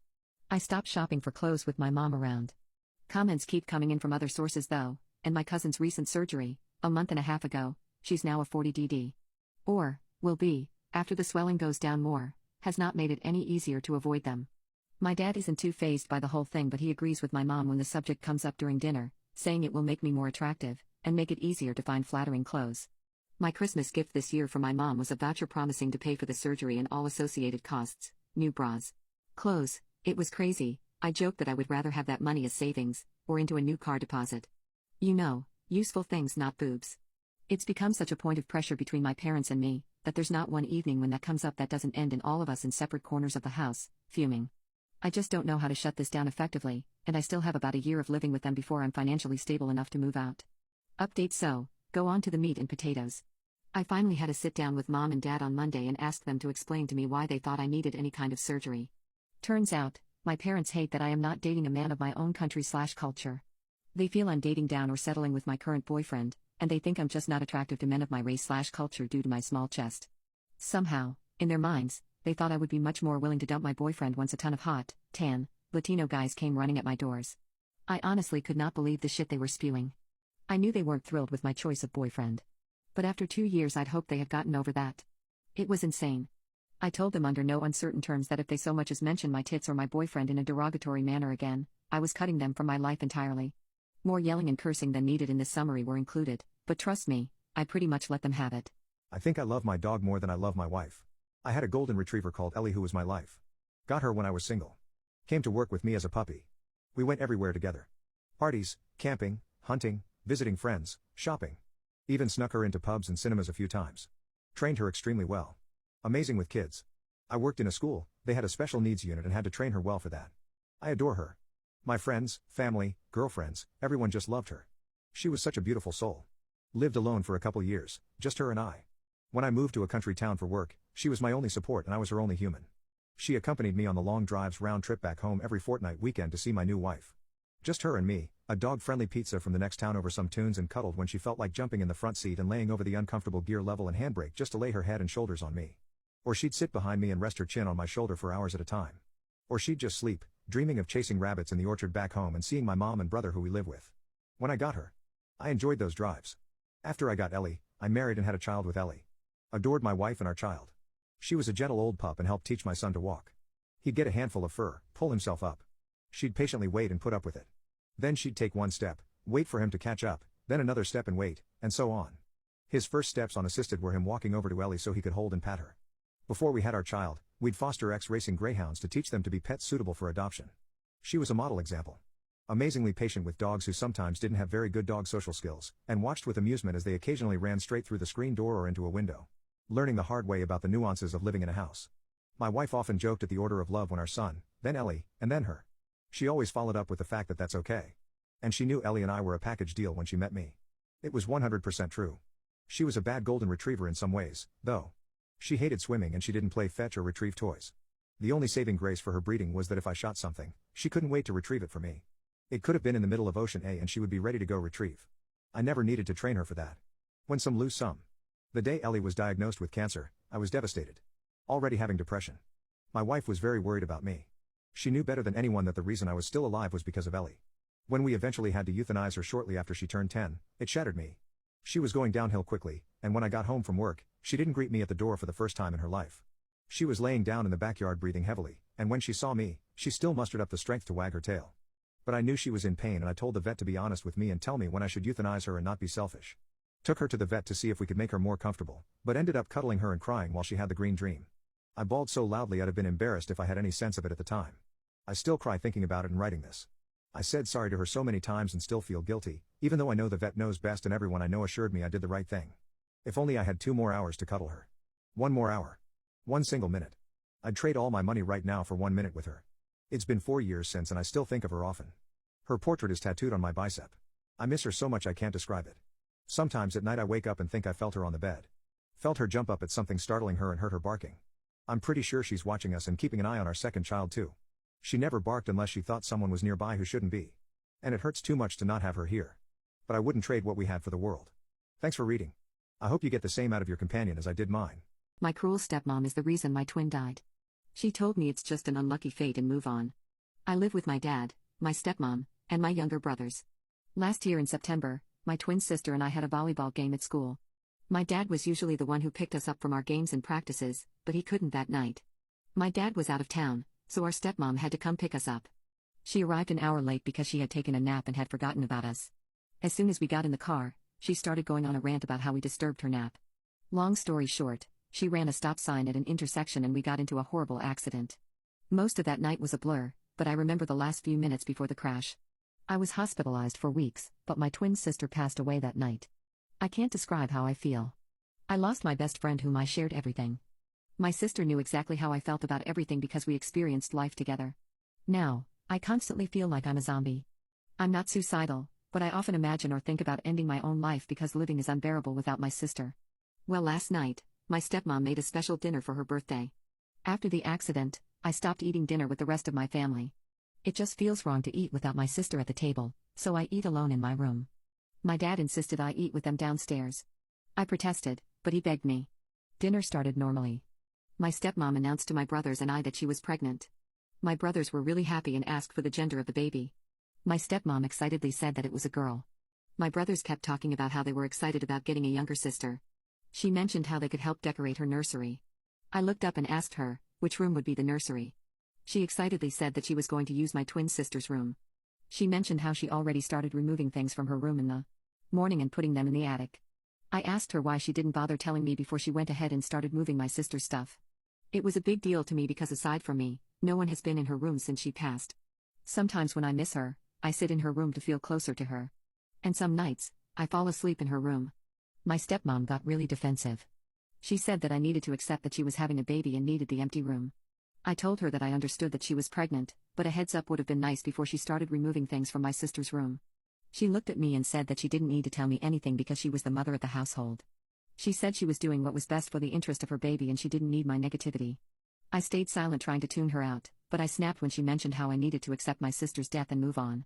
She said something along the lines of, "Your twin passed away and you need to accept that. It's hard, but you've got your father, your brothers and I plus, you're getting a new sister who you can build an even stronger relationship with. You need to move on because nothing will bring twin sister back." I knew I was getting angry, so I excused myself and left the table. My dad started yelling about how I was being dramatic and I needed to come back or I'd be grounded. I continued walking away, until my stepmom said, "I don't understand what her problem is. She couldn't even bother to be happy about my pregnancy, but she's angry about me moving things out of an unoccupied bedroom." I turned around and stared at her in disbelief. My stepmom often acts like my twin sister never existed. An example, 2 months ago, I was at Walmart with my dad and stepmom. We were buying a birthday present for my younger brother and they got into a conversation with an older man. I wasn't paying much attention, but the old man asked my dad how many kids he had. My dad said he had 4 kids, but my stepmom responded by saying, "No, 3. She does stuff like that all the time, which drives me insane." I started going off on her and she sat there quietly. I mentioned how she's been the cause of every major traumatic event in my life. I reminded her that she knowingly started sleeping with a married man. She knew he had a wife and kids, but she didn't care. She broke up my family, sending my mom into a deep depression which ultimately led her to move away. Then I reminded her that she was too preoccupied with ranting about how we disturbed her nap, which ultimately led to a car accident that had me hospitalized for weeks. And I lost my twin sister because of her carelessness. I told her that she had no right to just take things out of my sister's room. And I wasn't angry about her new baby, but the fact that she started boxing and removing stuff from my sister's room without even telling me in advance. Then finally I told her that it was cruel of her to tell me to move on from the traumatic death of my twin sister. She argued back that the accident happened and I was living in the past. She said everything happens for a reason and God works in mysterious ways. I straight up asked her if she thought that my sister's death could not have been avoided. And she responded saying, "It was just unlucky fate." I reminded her that my sister would be alive if she wasn't distracted. My stepmom then told me, I make her feel like I wanted her to die instead. I just stayed silent and she kept asking me if she was correct. I turned to walk away and my stepmom grabbed my arm. I asked her to let go and she kept saying, "You want me dead, don't you?" I stayed silent again, but she kept repeating it. I eventually got mad and truthfully told her, my life would have been easier that way. She started crying and my dad called me heartless. I did apologize a few minutes later, but my dad snapped and asked me to leave my stepmom alone. My cruel stepmom is the reason my twin died. She told me it's just an unlucky fate and move on. Context: my twin sister died because of my stepmom's carelessness. Now, she is pregnant and emptied my sister's bedroom to be the baby's nursery. It made me upset and we had a heated argument that made me rant on Facebook. My stepmom's younger sister saw the post and sent it to their family group chat. My stepmom saw it and lost it when she read the comments. She took my phone and laptop, then grounded me right after I woke up. When my dad got home from work, he backed her up. They tried to force me to take the post down, but I wouldn't give them my phone's password, so there's little they could do about that. They kept calling me insensitive and disrespectful for bringing strangers into a private matter. As a part of my punishment, I wasn't allowed to leave my room and then it wouldn't allow me to use my phone or laptop to communicate with my mom at all. They said I could get those privileges back after they deemed that I learned my lesson. A week after everything, my stepmom lost her baby and she blamed me for it. She said I was causing the entire family too much stress. She just kept yelling at me that I did this to her and she refused to even glance in my direction. She had a huge argument with my dad about how she wanted me gone. She ended up staying with her parents for the night and my stepmom even tried to turn my younger brothers against me. It worked with the older one. My dad tried to convince me to apologize to her, but I didn't even understand what I would be apologizing for. His wife's pregnancy was already high risk due to many other issues. She has miscarried 3 babies in the past 2 years. I don't know anything about her medical health, but I once overheard her talking on the phone about an abnormality she had that caused her to lose her other babies. And I just fell into a really bad place mentally after that. 4 days after everything happened with my family, I felt like life was not making sense anymore. I didn't know what to do and there's no one I can talk or lean on. Because of that, I tried to take my life. My dad and stepmom went out with my brothers and I tried to overdose on Benadryl. It was the most painful experience. I didn't feel anything at first, but I eventually passed out. I don't know how long I was out, but when I woke up I started throwing up because I was in so much pain, and could barely move. Then I can't remember much, but I think I passed out again. And my little brother found me unconscious and covered in vomit. I ended up in the ER and I had to drink activated charcoal, then they ran a bunch of tests, drew my blood, and gave me an IV. I was hallucinating for hours, and I woke up in a different hospital. I lied to my doctors about everything because I didn't want to get in trouble, but I was still involuntarily sent to a psychiatric hospital anyway. My dad was against it, but I was there for a little over a week. I got into a lot of trouble for attempting to take my life. While I was gone, my dad read all my journals where I wrote about how much I hated myself, my life, and wished my sister was still alive. He also found out that I was hurting myself by reading it. He eventually made me read all the pages out loud to him, my stepmom, and my pastor. My pastor gave me a 3-hour lesson on letting go of anger in the past. They also took away my door because I lost that privilege. And my stepmom made it verbally known that she didn't want me there anymore. My dad told me that he was going to send me to a behavioral camp/teen residential program for troubled kids since I tried to take my life. I still didn't have any of my electronics back, and they refused to leave me alone for extended periods. So I had to stay in the living room all day, and could only go in my room when it was time for bed. My dad made me keep my door open while I showered, so my stepmom could monitor me. I wasn't allowed to play volleyball this year as a punishment, which really sucked. I just felt so stuck and I knew that I'd be sent away to one of those awful camps. I've heard so many bad stories about them, so I took my stepmom's iPad in the middle of the night and called my best friend. I explained everything to her. She told her parents, and they agreed to help me. I packed a few bags, took a bunch of things that reminded me of my sister, and planned to leave 3 nights later. I was able to get my birth certificate and social security card because I told my stepmom I needed them for a job interview at our church's daycare. She surprisingly gave them to me. For 2 nights, my best friend would drive to my house at around 3 a.m. to get some of my things and my sister's old stuff.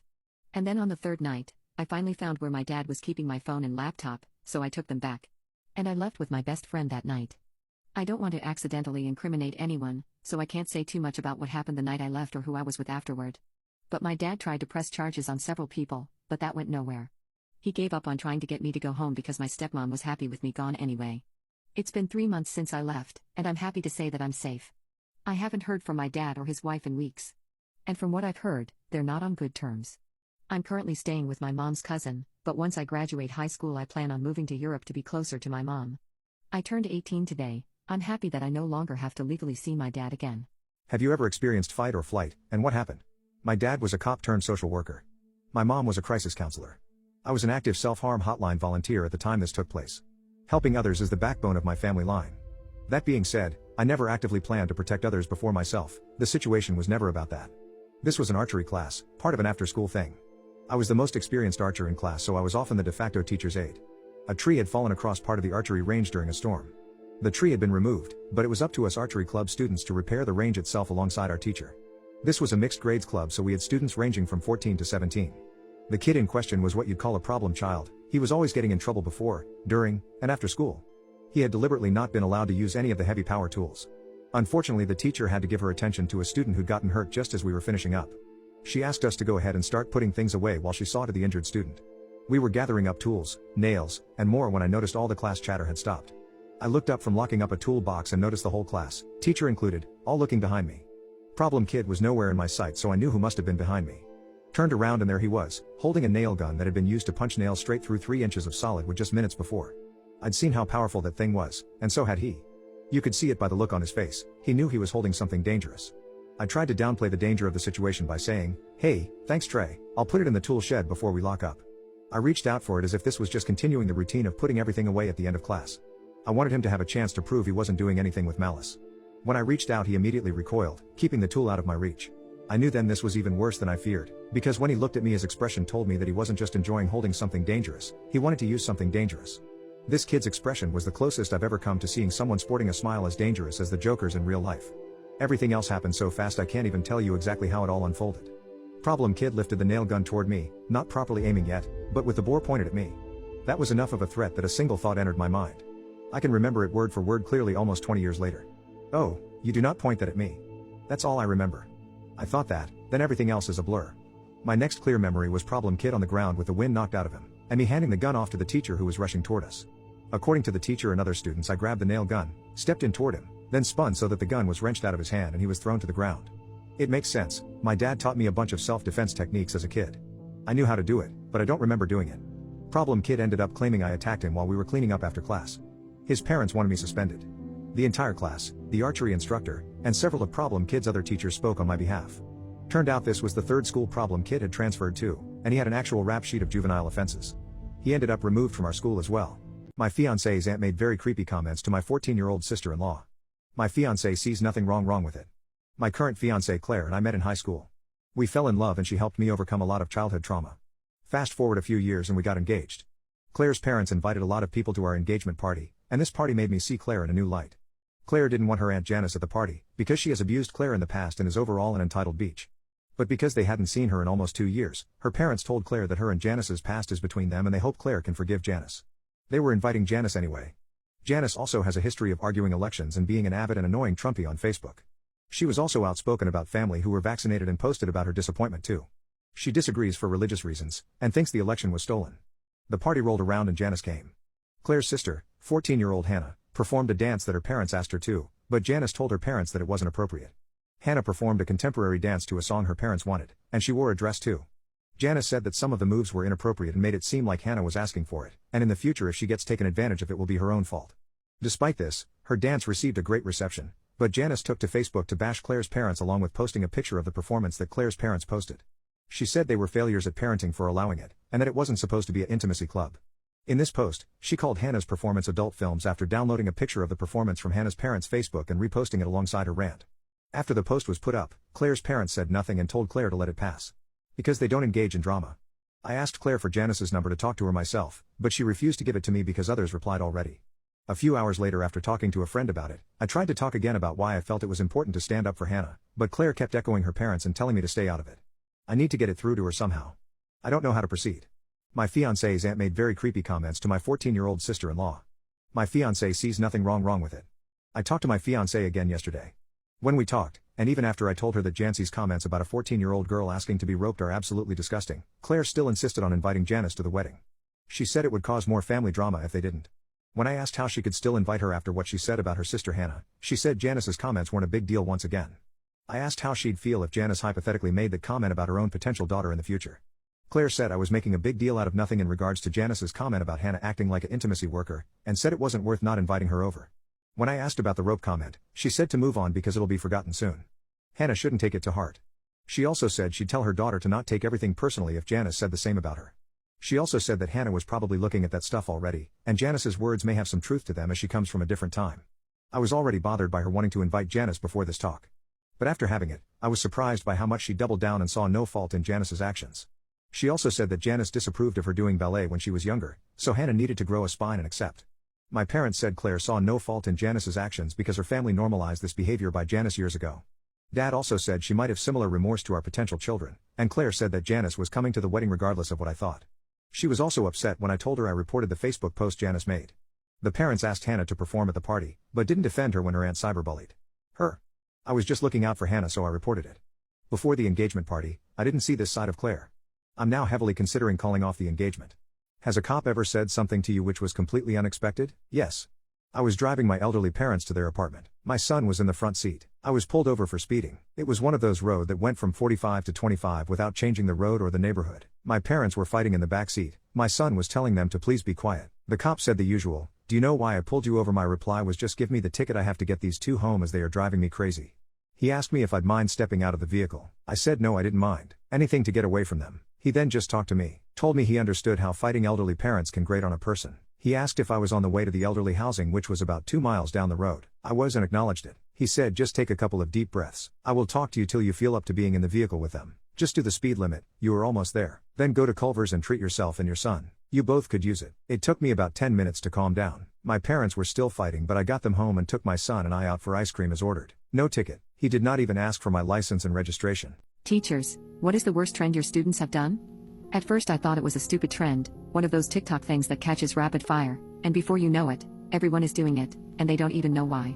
It started with a student in my first hour 8th grade science class, Marley, a prolific talker and one of the more popular students in the class. But last Monday, Marley seemed different.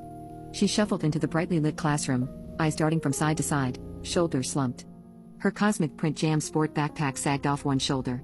Gingerly, she took her seat, and I noticed she was shivering. "Marley, honey, are you okay?" asked the typically outspoken student, and I sometimes bumped heads. But I was still her teacher and cared about her. She barely raised her head to look at me. She murmured, pulling a pen out of her backpack. It was then that I noticed her notebook, which was open to a page covered in what looked like tally marks. Marley saw me looking and protectively drew her arm around the notebook.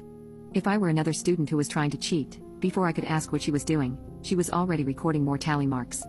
There was something feverish and urgent in her writing. However, I decided to let it go and start the day's lesson. Adolescence could be strange and unpredictable. Truth that has endured since the beginning of time. During class, Marley's friends tried to talk to her, whispering and not so discreetly, trying to show her stuff on their phones. It was to no avail. Marley kept her head down and continued to scratch tally marks into her notebook. Halfway through the lesson, she abruptly stopped tallying and typed something on her phone, eyes wide and brow furrowed. Shortly after, several of her friends pulled out their phones, no doubt reading the text that Marley had just sent. Jen's chin started to wobble ever so slightly. Maddie looked like she was going to cry. Emilio bit his lip. Jackson raised a fist to his mouth. Then they all turned to another page in their notebooks and started tallying, too. Though I was thrown off guard, I let it go and decided to ask them about it after class. But Olivia, who was the type of kid that tended to ask if there was any homework, much to the dismay of other students, came up to my desk with some questions, and the others left before I could say anything to them. Still, while Olivia spoke, I peeked at them out of the corner of my eye and noticed that they were all still writing in their notebooks while walking out the door. Normally, Emilio and Jackson would be punching each other in the shoulders and running their mouths, trying to impress Marley, Maddie, and Jen to see them with their heads buried in their notebooks consumed with the tally marks they were recording. Well, it was puzzling as hell. Then it dawned on me, as I mentioned above, that this was probably some sort of TikTok crap. Tallying the number of times they thought about their crush and then giving it to their crush at the end of the day. Or something else that would fit an 8th grader's definition of romantic or daring. I immediately felt better about their strange behavior. As the day went on, more and more of my students, regardless of class, period, personality, social status, academic standing, gender, race, and so on, were partaking in this strange game. And it appeared to be linked to their phones too. Invariably a student would get a text message, their eyes would cloud over with worry. Or could it be fear? No way. I was reading into it. And they would turn to another page in their notebook and begin making tally marks. I rolled my eyes at myself. Why was I putting so much thought into a teenage trend? I was a 43-year-old married woman with a teenager myself. It tugged up my mind. I figured I would ask my 16-year-old Caroline about it when I got home. I don't know what you're talking about, Mom, Caroline said when I asked her during dinner if she had heard of this new Italian trend. You know I don't use TikTok. For her age, Caroline held very strong opinions about the negative aspects of social media. But none of your friends have texted you about it? Asked. I feel like it's going around like crazy. Caroline shrugged. No idea, she said. Sounds stupid, though. Very juvenile. I suppressed a smile. Leave it to Caroline to make me feel better about all this. The next morning, before the first class started, I received an email to my school inbox and almost fell out of my chair. Olivia had been found dead in her bedroom earlier that morning. Authorities were currently investigating her death. The cause of death was not mentioned in the email. My entitled parents made everything about my spoiled sister and now they've learned their lesson. I'm 18 this year and fairly recently on my own from my parents. I have a sister about 10 years younger than me. She was an unplanned pregnancy for my mother and nearly didn't make it to term.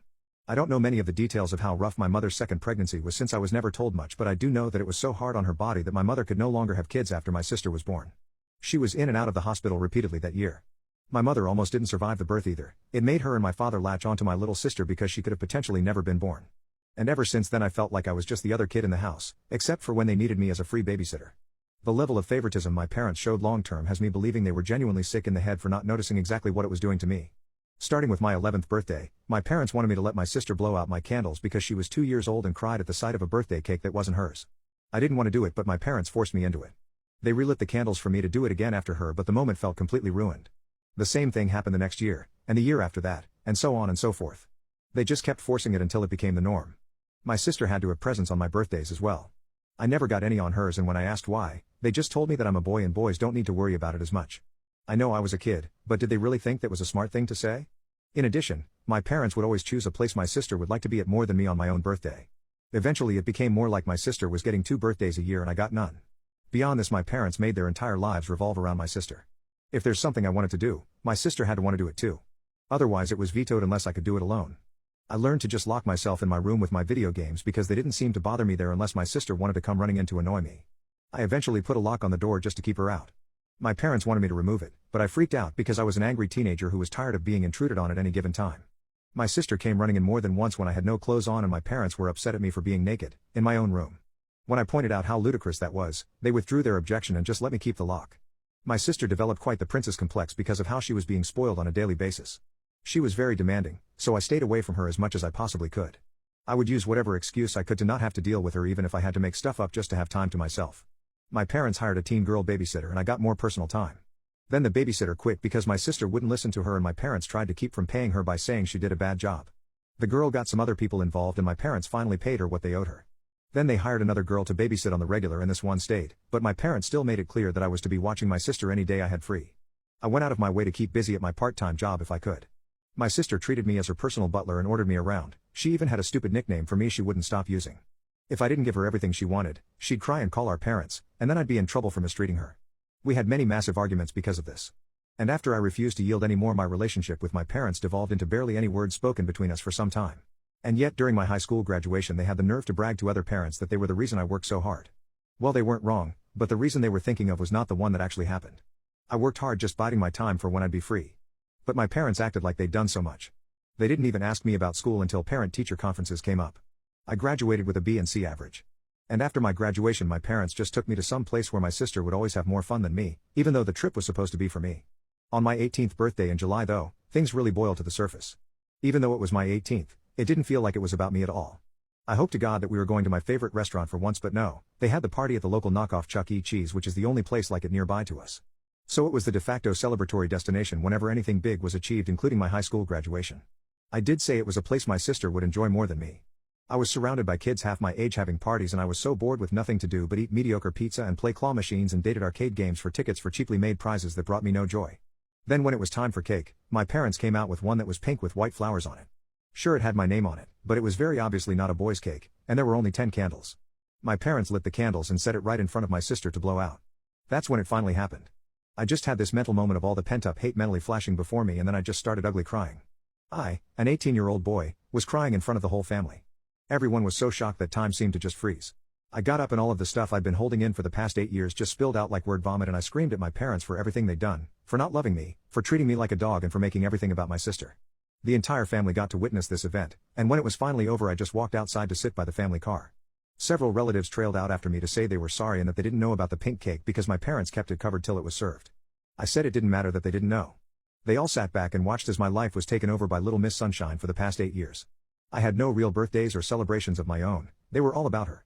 And then on the biggest birthday of my life they all expected me to just smile and nod like always while they handed my sister a cake that was entirely meant for her when it wasn't even her birthday. Some of them started giving me apologies, but they made the excuse that all this time they just thought I was okay with it because my parents said I was. I told them I was never okay with it, and my parents forced it on me every year until I just pretended to accept it. I spread my arms out and asked them to look where we were. Does it look like the place I wanted to celebrate my graduation and 18th birthday? No one even tried to stick up for me all this time. I'm just the other kid while my sister got everything. I didn't even get to have any of my friends there because my parents stopped letting me invite them long ago after they tried to voice their opinions over my sister getting to blow out my candles. There are 365 days a year, and was it so bad to want one that was about me and not her? Instead I'm treated like the greedy entitled brat for wanting my own birthday. Then I just went back to ugly crying. My father came outside by that point to yell at me for making such a huge scene. Because my mother was crying too, my sister was upset because I ruined her moment, and now everybody in there who saw me thinks they're bad parents. I ended up yelling at him that they are bad parents and he should know exactly why. Well, after I said that, the rest of the family descended on him like a pack of wolves. Better late than never, I suppose, but I'd never seen anything like it before. My father was practically backed right up to the restaurant front door, and then most of the crowd flooded back inside with him to have it out with my mother too. My grandparents stayed with me, and apologized for having their eyes shut so tight for so long. I don't know what was said to my parents in the restaurant. But it was roughly a half hour before they came back out. And when they did, they looked incredibly defeated. My mother was still sniffling after crying so hard, and neither of my parents could look me in the eyes. They both awkwardly apologized for what they did and then offered to redo the party elsewhere. But that wasn't really enough for the crowd. One of my uncles said ahem rather loudly, and my parents said they'd never make me let my sister blow out my candles again, or give her presents on my birthday, or make any part of it about her. There was another ahem. And my parents also apologized for getting a cake that was obviously not even meant for me. And that they just felt like I wasn't worried about cake anymore at my age. Oh boy, was that the wrong thing to say. I became furious all over again and yelled at them that my age was irrelevant. They'd literally given my birthday to my sister and had no good reason as to why, and they knew it. Then I said there was no point in redoing the party because it's too damn late. They clearly showed that I mean nothing to them. They ruined 8 years of my life until I became an adult. What future birthdays with them could I possibly look forward to? Well, my father started to get angry at me for saying that, but when the entire family yelled at him, he shut up. My grandfather told him I'm exactly right. And there is no possible way they can undo the damage done now. He said my parents were awful people who played favorites and treated me like a black sheep ever since my sister was born. And what's more, they were all awful themselves because they just let it happen too. And I'm owed far more than an apology. I was owed my life back. My mother broke down again and tried to come closer to me while crying my name and apologizing. But I refused to let her anywhere near me. And half the family body blocked her from getting close. I just said I couldn't take this anymore and started to walk away. One of my aunts chased me down and brought me back. I could hear multiple family members yelling and cussing at my parents over what happened, but I was so upset I couldn't even feel happy for any bit of justice after all this time. And where was my sister when this was all going on? She was still in the restaurant all by herself eating cake and ripping open presents that were there for me. And if anyone was wondering, yes, my parents served her some cake after I cried and walked out. You'd think doing that wouldn't be their primary focus at the moment. But at least they were called out on it later. My grandparents got me to calm down and sit in their old minivan while everyone else cleared out the party. My sister threw a huge tantrum after being caught opening my presents, one of which was a brand new smartphone that she threw against the wall and broke because she wasn't allowed to keep it. She literally just got a brand new phone on her own birthday a few months earlier. I ended up being so upset that I was ranting that I never wanted to celebrate my birthday again. My grandparents let me stay the night over at their house, and when I came home I still didn't speak to my parents. My mother just kept crying because I wouldn't talk to her and my father was as closed-mouthed as me. They would soon try to make things up to me, but it would only make things worse. My entitled parents made everything about my spoiled sister and now they've learned their lesson. The following weekend my grandparents convinced me to go with them out to dinner. When we got there, I was surprised to find a whole new party waiting for me. My parents were there, and they kept up with the don't hate us smiles on their faces almost the entire time. There was a big chocolate cake with 18 candles on it and there was even a banner with my name. They called it my happy belated birthday graduation party because I didn't really get either this year. I did kind of have to pretend to be happy. One good party doesn't undo 8 years of favoritism or even make a dent in it really. And where was my sister? She was sitting at the table with her arms folded and her lip curled because it wasn't all about her like it used to be. And rather than sing happy birthday for me, they just sang an altered version called Happy Day. Then as soon as I blew out the candles, my sister screamed. I mean an ear-bleedingly loud little girl scream. She started crying and complaining about being ignored, and my parents had to rush her out and then bring her back in later looking more upset than ever. She quietly pouted in her seat for the rest of the party. I did still get a new smartphone as well and my sister got hers taken away among other things for what she did at the prior party. But the smartphone wasn't all. The whole family had chipped in and gotten me a car. It was just an old white Volvo but I loved it the moment I laid eyes on it. My grandfather knows a thing or two about cars and fixed it up himself. I was so happy, but my sister clearly was not because she let out another one of those screams.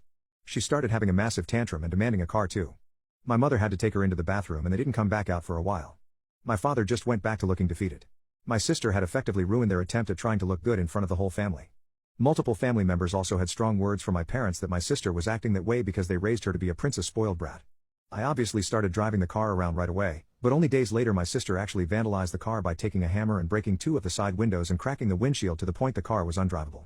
My parents managed to stop her before she did any more damage but she screamed bloody murder when they grabbed her and took the hammer away, then tried to bite them. Oh, everyone was furious with my sister, especially my grandparents, because my grandfather had put so much work into that car and my sister ruined it while having a massive tantrum. My parents had spoiled my sister so badly that she couldn't mentally comprehend that I could have something she couldn't, and several other family members laid into my parents about how they were setting my sister up for failure by making her an entitled brat that expects the world to be given to her. She's going to have a terrible adult life because they won't put their feet down and teach her some respect. Well, her actions didn't go unpunished. My sister was grounded for the rest of the summer, and effective of the new school year was sent to boarding school. My mother cried like a baby about it too. But my father had to be adamant that it was the only way to start undoing the damage they'd done. Yes, they fully acknowledge they are at fault. It was kinda hard for them not to since no one sided with them at all. My sister is absolutely miserable at that school. She hates the clothes, she hates the rules, and she's been lying almost constantly. But with cameras almost everywhere now she's not getting away with any of it. Our parents tried to visit her a few times but she just screamed at them for putting her in that place. From what I hear, this may be her school life till she's 18 years old. My parents did pay to fix my car. They had an auto glass company replace the windows and windshield, and it looks just as it did before. In August my grandfather came to me and said if I was interested. He had found me a job working for a friend but it was 40 miles away. I'd need to move out of my parents' house unless I wanted that commute. I was all for moving and I have been living where I am now since September. My parents keep trying to contact me but I rarely speak to them. Anytime we do speak, I just feel awkward and uncomfortable. My grandfather has suggested that they simply don't want to acknowledge how badly they failed as parents and trying to get me to forgive them will make them feel better about themselves. But I'm not going to forgive anytime soon. I'm finally happy and away from them. Now they've got nothing.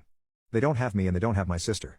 My parents also had to take more hours at work because boarding school for my sister is not cheap. Nor was the party they had to throw for me, or the repairs to my car. Empty house, angry relatives and the only thing they have left is their work. My 5-year-old son maliciously complied when I told him to get in the bath. I'm a father to a 6-year-old boy and, like many parents, my wife and I have a system for his nightly routine. One of us does the bath and pre-bedtime tasks and the other reads the bedtime story and sits with him for a few minutes while he falls asleep. This particular story unfolds on a night about a year ago when he was 5. It was my turn to handle the bath and pre-bedtime routine. It was just another evening in our household. We had finished our dinner, and it was time for my son's bath. The process was always the same. He would pee, undress, and then hop into the bath. My son, being a typical 5-year-old, loved to stall any process that he could. On this particular evening, he was undressing at a pace that would make a sloth look speedy, all the while trying, and failing, to suppress his laughter. I had a pile of work waiting for me, and my patience was wearing thin. I needed him to get in the bath so I could finish up my work for the day. He had managed to take off everything but his socks when I finally lost my patience. Please just get in the bath, I pleaded, hoping to expedite the process. He looked at me, a mischievous glint in his eyes, and said, "Okay, if you say so." He then moved to step into the bath, pausing just long enough for me to notice that his socks were still on his feet. He was standing there, one foot on the bathroom floor, hands gripping the edge of the tub, and the other foot hovering just above the water. The pose was oddly reminiscent of a dog peeing on a fire hydrant. As I opened my mouth to point out his still socked feet, he plunged his foot into the water, quickly followed by the other. He stood there, both sock-clad feet soaking in the bath water, looking up at me with the biggest grin on his face. I was dumbstruck for a moment before he said, "You told me to get in, so I got in."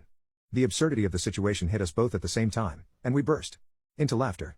The unforgettable trip to the world's strangest theme park. Last summer, my friends and I decided to embark on a road trip across the country. Our goal was to visit the most unusual and unique tourist attractions we could find. Little did we know, we would soon stumble upon the world's strangest theme park, aptly named Oddity Oasis. As we approached Oddity Oasis, located in the middle of nowhere, we were greeted by a colossal statue of a two-headed duck, the parkside mascot. The entrance gate was shaped like a gigantic mouth, painted with bright, psychedelic colors. It was bizarre yet intriguing. Inside, the park was a cornucopia of the strange and surreal. There was a roller coaster shaped like a giant octopus, its tentacles forming the looping tracks. There was a haunted house, but instead of ghosts and ghouls, it was filled with animatronic garden gnomes. The merry-go-round featured an eclectic mix of creatures, from unicorns to dinosaurs, instead of the usual horses. But the strangest attraction was the topsy-turvy tower. It was a tower that seemingly defied gravity, where water flowed upwards, and you could walk on the ceiling. It was a disorienting yet thrilling experience, leaving us all awestruck. Oddity Oasis was not just a theme park, it was a testament to human imagination, celebrating the peculiar and the unconventional. It was a place where the rules of reality were twisted and turned on their head, making for an unforgettable trip. We left Oddity Oasis with a newfound appreciation for the weird and the wonderful. It was a reminder that sometimes, it's the strangest experiences that make for the most memorable stories. And to this day, whenever we reminisce about our road trip, it's always the two-headed duck that makes us all burst into laughter. What is a love story sadder than Romeo and Juliet? I was 18 when we started dating. It was the best 4 years of my life. I truly thought he was my soulmate, the one I'll grow old with, the one who will be with me no matter what. But Atlas, it wasn't. This happened a year ago, and I've just found out. Every Saturday he would take me out for dinner. This Saturday was no exception. He took me out to my favorite restaurant, we had fun like our normal dates. But no, this was different. His face was kind of rather sad, but happy because we were having a good time. But nearing towards the end of our dinner, he had tears in his eyes but had a warm smile. I was quite quiet that time. Before he broke down saying, he doesn't want to be with me anymore. I was so confused. We had a good time, we were about to move into a home together, there was nothing wrong. I just didn't understand. Until he told me, he cheated on me. It broke my heart. This was ironic, because at the start of our relationship, he had very strong feelings against cheating. Of course, I broke up with him on the spot and left. Crying. Something in me did not believe when he said that, but I chucked it up to wanting to forgive him. I ignored him whenever I bumped into him and just moved on. However, just a few hours ago, his mother, who I met, came by. We had a great bond, so it didn't really bother me that my ex's mom was around. I looked up to her as my mother figure because mine left me and my father. She came by, her eyes filled with tears, and gave me an envelope and just left. I opened the envelope. It was a heartfelt message for my ex. I won't really write everything, but the gist of it was, he had lung cancer. And he only broke up with me because he didn't want to see me heartbroken over him. He said that he had only estimated time of 2 months left. And if I wanted to see him, I could, but if I didn't, he did not blame me. This brought me to tears. I feel a mix of sadness and hurt by why he had lied to me. This is far worse than cheating in my opinion. I want to see him, but I don't want to at the same time. I love him, but what he did to me is unforgivable. I don't know what to do at this point. If I go there, a part of me wants to be with him during his last moments, another part wants to go and scream at him at the top of my lungs about how much hurt he has caused. I'm at a loss, I don't know what to do. What is a love story sadder than Romeo and Juliet? I had some thought to it, slept on it, and just decided to see him after my work. I went to go see him. He looked very pale and thin, and one of his symptoms is jaundice, so he was sort of yellow. A pale yellow. Seeing him so weak just shattered my heart even more. We talked about life first. Before I addressed the elephant in the room, I brought up his inconsistencies. The cheating story. Then his mother showing up at my door with his note. So, he apparently wanted to just leave me with a note, but his mother advised him otherwise. His mother does know me well. If I had been left with just a note, I would surely come back to bug him. The note was what he wrote and was planning to give to me via my best friend. He said when he was going to give it, he lost the letter. Since he knew mom was against it, he blamed her, causing a strain on their relationship. She pushed him to meet me and tell me he had cancer, not of that cheating story. So her took me out, and didn't want me to leave heartbroken, and gave me that cheating story. Like as if I wouldn't be if he cheated. It hurt more because it was like everyone knew except for me. I was kept in the dark for almost 1 year. Not even my best friend said a thing. That hurt the most. And his mother was the one who decided to give me the note, I guess to fix the strain on their relationship? And the one who wrote the "if you want to see me you can, if not, I won't blame you" part. I assumed this because she was the one who gave me the note. He was under the impression that I had magically found out through my best friend. I made a promise to just spend his last few weeks with what he wanted to do. As for my best friend and his mother, I feel betrayed more from my best friend. At least his mother didn't keep me in the dark for long. My best friend decided she won't tell me. She was the one who comforted me when I told her about his cheating during that time. She told me he was an A and not go back to him. I was thinking about going back and getting details about his cheating, told me that real men don't cheat and told me the perks of dating females. She's lesbian. At this point, I don't know how to deal with this supposed best friend. I think the best is to cut her off. Here's some background info, for those who asked. I'm too lazy to retype this to the people who asked. His cancer was diagnosed early on. His father died of the same cancer. Doctors suspected that his was genetic and so he got tested, but he made a decision not to get treatment as to not put his family in financial position where they can almost go homeless. He was diagnosed at early stage 3. So he could have been saved but decided against it. He is at the hospital, not the hospice. The nurses there are shifting from cancer treatments to palliative care to make sure he's more comfortable. This has really changed my view on nurses. It's his decision, I cannot change.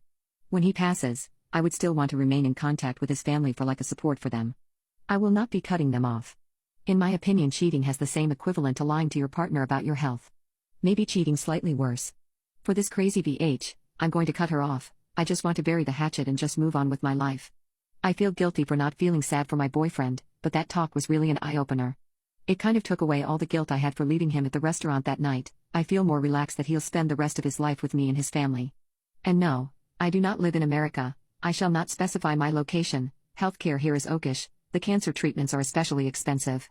My husband insisted we let mother-in-law babysit, but I was mortified when my husband confessed that she's a functioning alcoholic, so I threatened to call CPS. Husband insisted we let mother-in-law babysit, but I was mortified when my husband confessed that she's a functioning alcoholic, so I threatened to call CPS. My husband and I have been together for 6 years and now have a 10-month-old baby. I moved out here to the Bay Area from the East Coast for him and our life together. I feel as if I have made a lot of sacrifices on my end and am starting to become resentful towards my husband and in-laws. For background context, I come from an immigrant family that was raised poor and has done very well for myself. I was the first one in my entire extended family to go to college and still the only one to be a collegiate athlete. I have worked since I was 14 at any hosting gig I could find. To this day, I still help support my family financially, just as most eldest children of immigrants do. Regardless, I managed to save up to $250K by age 27. I fell in love with my husband at that age and decided to move out with him after 1.5 years of doing long-distance work. We were both on the same page about what we wanted in life with family. My now husband, however, is a white male with a relatively privileged background in comparison. Moving 3,000 miles from everything I knew was hard, but I jumped in, made it work, and found a way. After moving to California, I found a good paying job in a new industry I wanted to pursue after only 3 months. And quickly, in 5 years, I can now make annually what I had originally saved up. Living in California is no easy feat, but my large lump savings have allowed us to become homeowners. After having a baby, however, the stress of finances and reliable help has heightened. Daycare for a 40-hour work week is $3,000 to $4,000 a month in my area, and as hard as I've researched, there is nothing under $2,900 a month. Before taxes are taken out, that is easily the equivalent of a $60-70K job. My mother-in-law is a retired preschool teacher of almost 40 years. Part of the reason for my move was to have my mother-in-law around to help raise our babies. She seems like a perfect fit, right? We both wanted to be close to family and decided my husband's place would be ideal. He also guilt-tripped me into agreeing that since they were older than my parents, it was best to spend more time with them as we'd have more time with my mom later. My Mill, however, is the most passive-aggressive person I have ever met, but only to me. She has 2 sons, and I am married to the youngest. She doesn't have a good relationship with her other daughter-in-law but would suck her D to get her approval. I have always gone above and beyond to be kind and giving to her.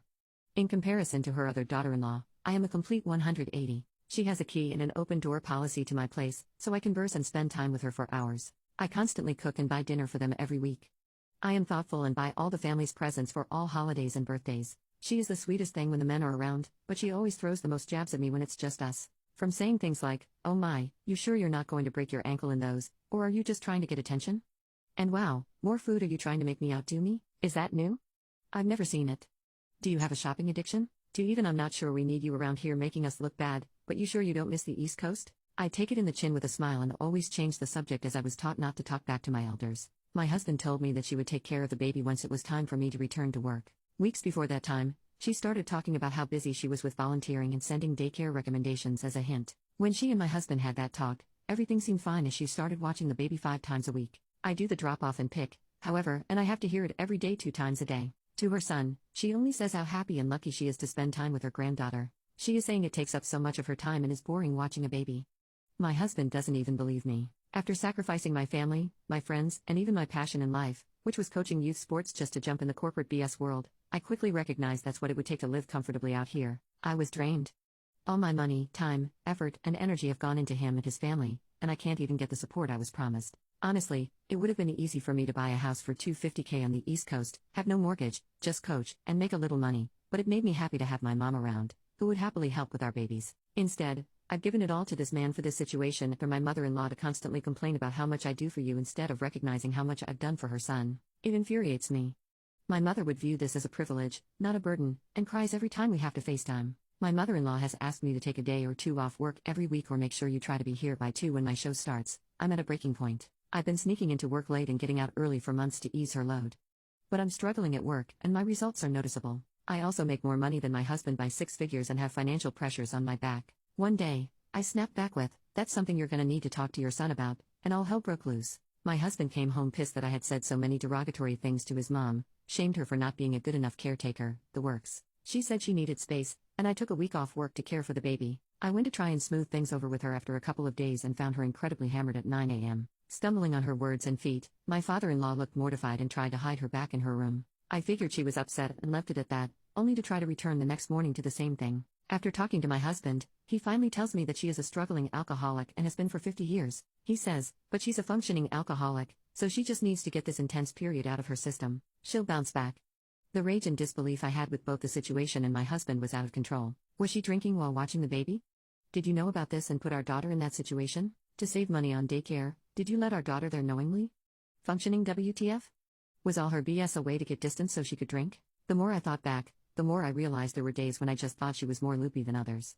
Was that her drinking a moderate amount? After talking to my SIL, it was, and she has been drinking every day without a day off for the last 20 years, and that's why they had a tainted relationship. I didn't talk to my husband for days and started looking for other homes on the East Coast closer to my family. After a few days, I sat him down and only said this: "Here are other homes we can move to, or you can get another job to cover the bills, or I'm reporting all of you to CPS, and there is no more us and our family." It feels harsh, so am I the A for bluntly dropping this request on my husband? My marriage was worse than I thought. 2 weeks ago, my wife of 15 years and I had a big fight. She ending up posting some vague cry for help type post on Facebook, and I get a call from my brother. I'm not on Facebook, and he knows that, so this was him calling to let me know and ask me how she's doing. I want to say, my brother and I never talk about relationship stuff, mostly because I don't want to complain to him about my wife and engender any ill will between them. My brother and his wife are basically our couples date partners. We play board games every couple of weeks. We go on vacation together since our kids are around the same age, etc. His wife is friends with my wife. Well, I thought so, and they text about things a decent bit as well, and I was always glad that there was friendship between the 4 of us and never wanted to risk it.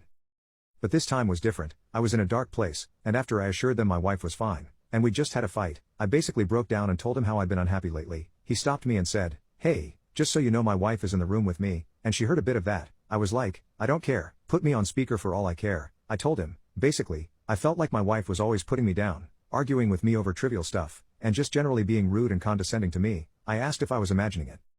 Let me tell you, the dam burst. He basically said of course I wasn't imagining it. Everyone knows she does that. People have talked about it plenty of times. Then his wife starts talking. She says she's seen how much I pour into the relationship and how little my wife does, how my wife never helps with the kids, how she orders me around, how she's just basically mean to me all the time. Then goes into a story about how her dad always walked over her mom, stuff I'd never heard before, and how she had tried to get her mom to leave her dad over and over, and said if I decided to ever make the decision, the kids would be fine, and it was better, in her experience, than growing up in a toxic household. I realized my sister-in-law is telling me she thinks I should get a divorce.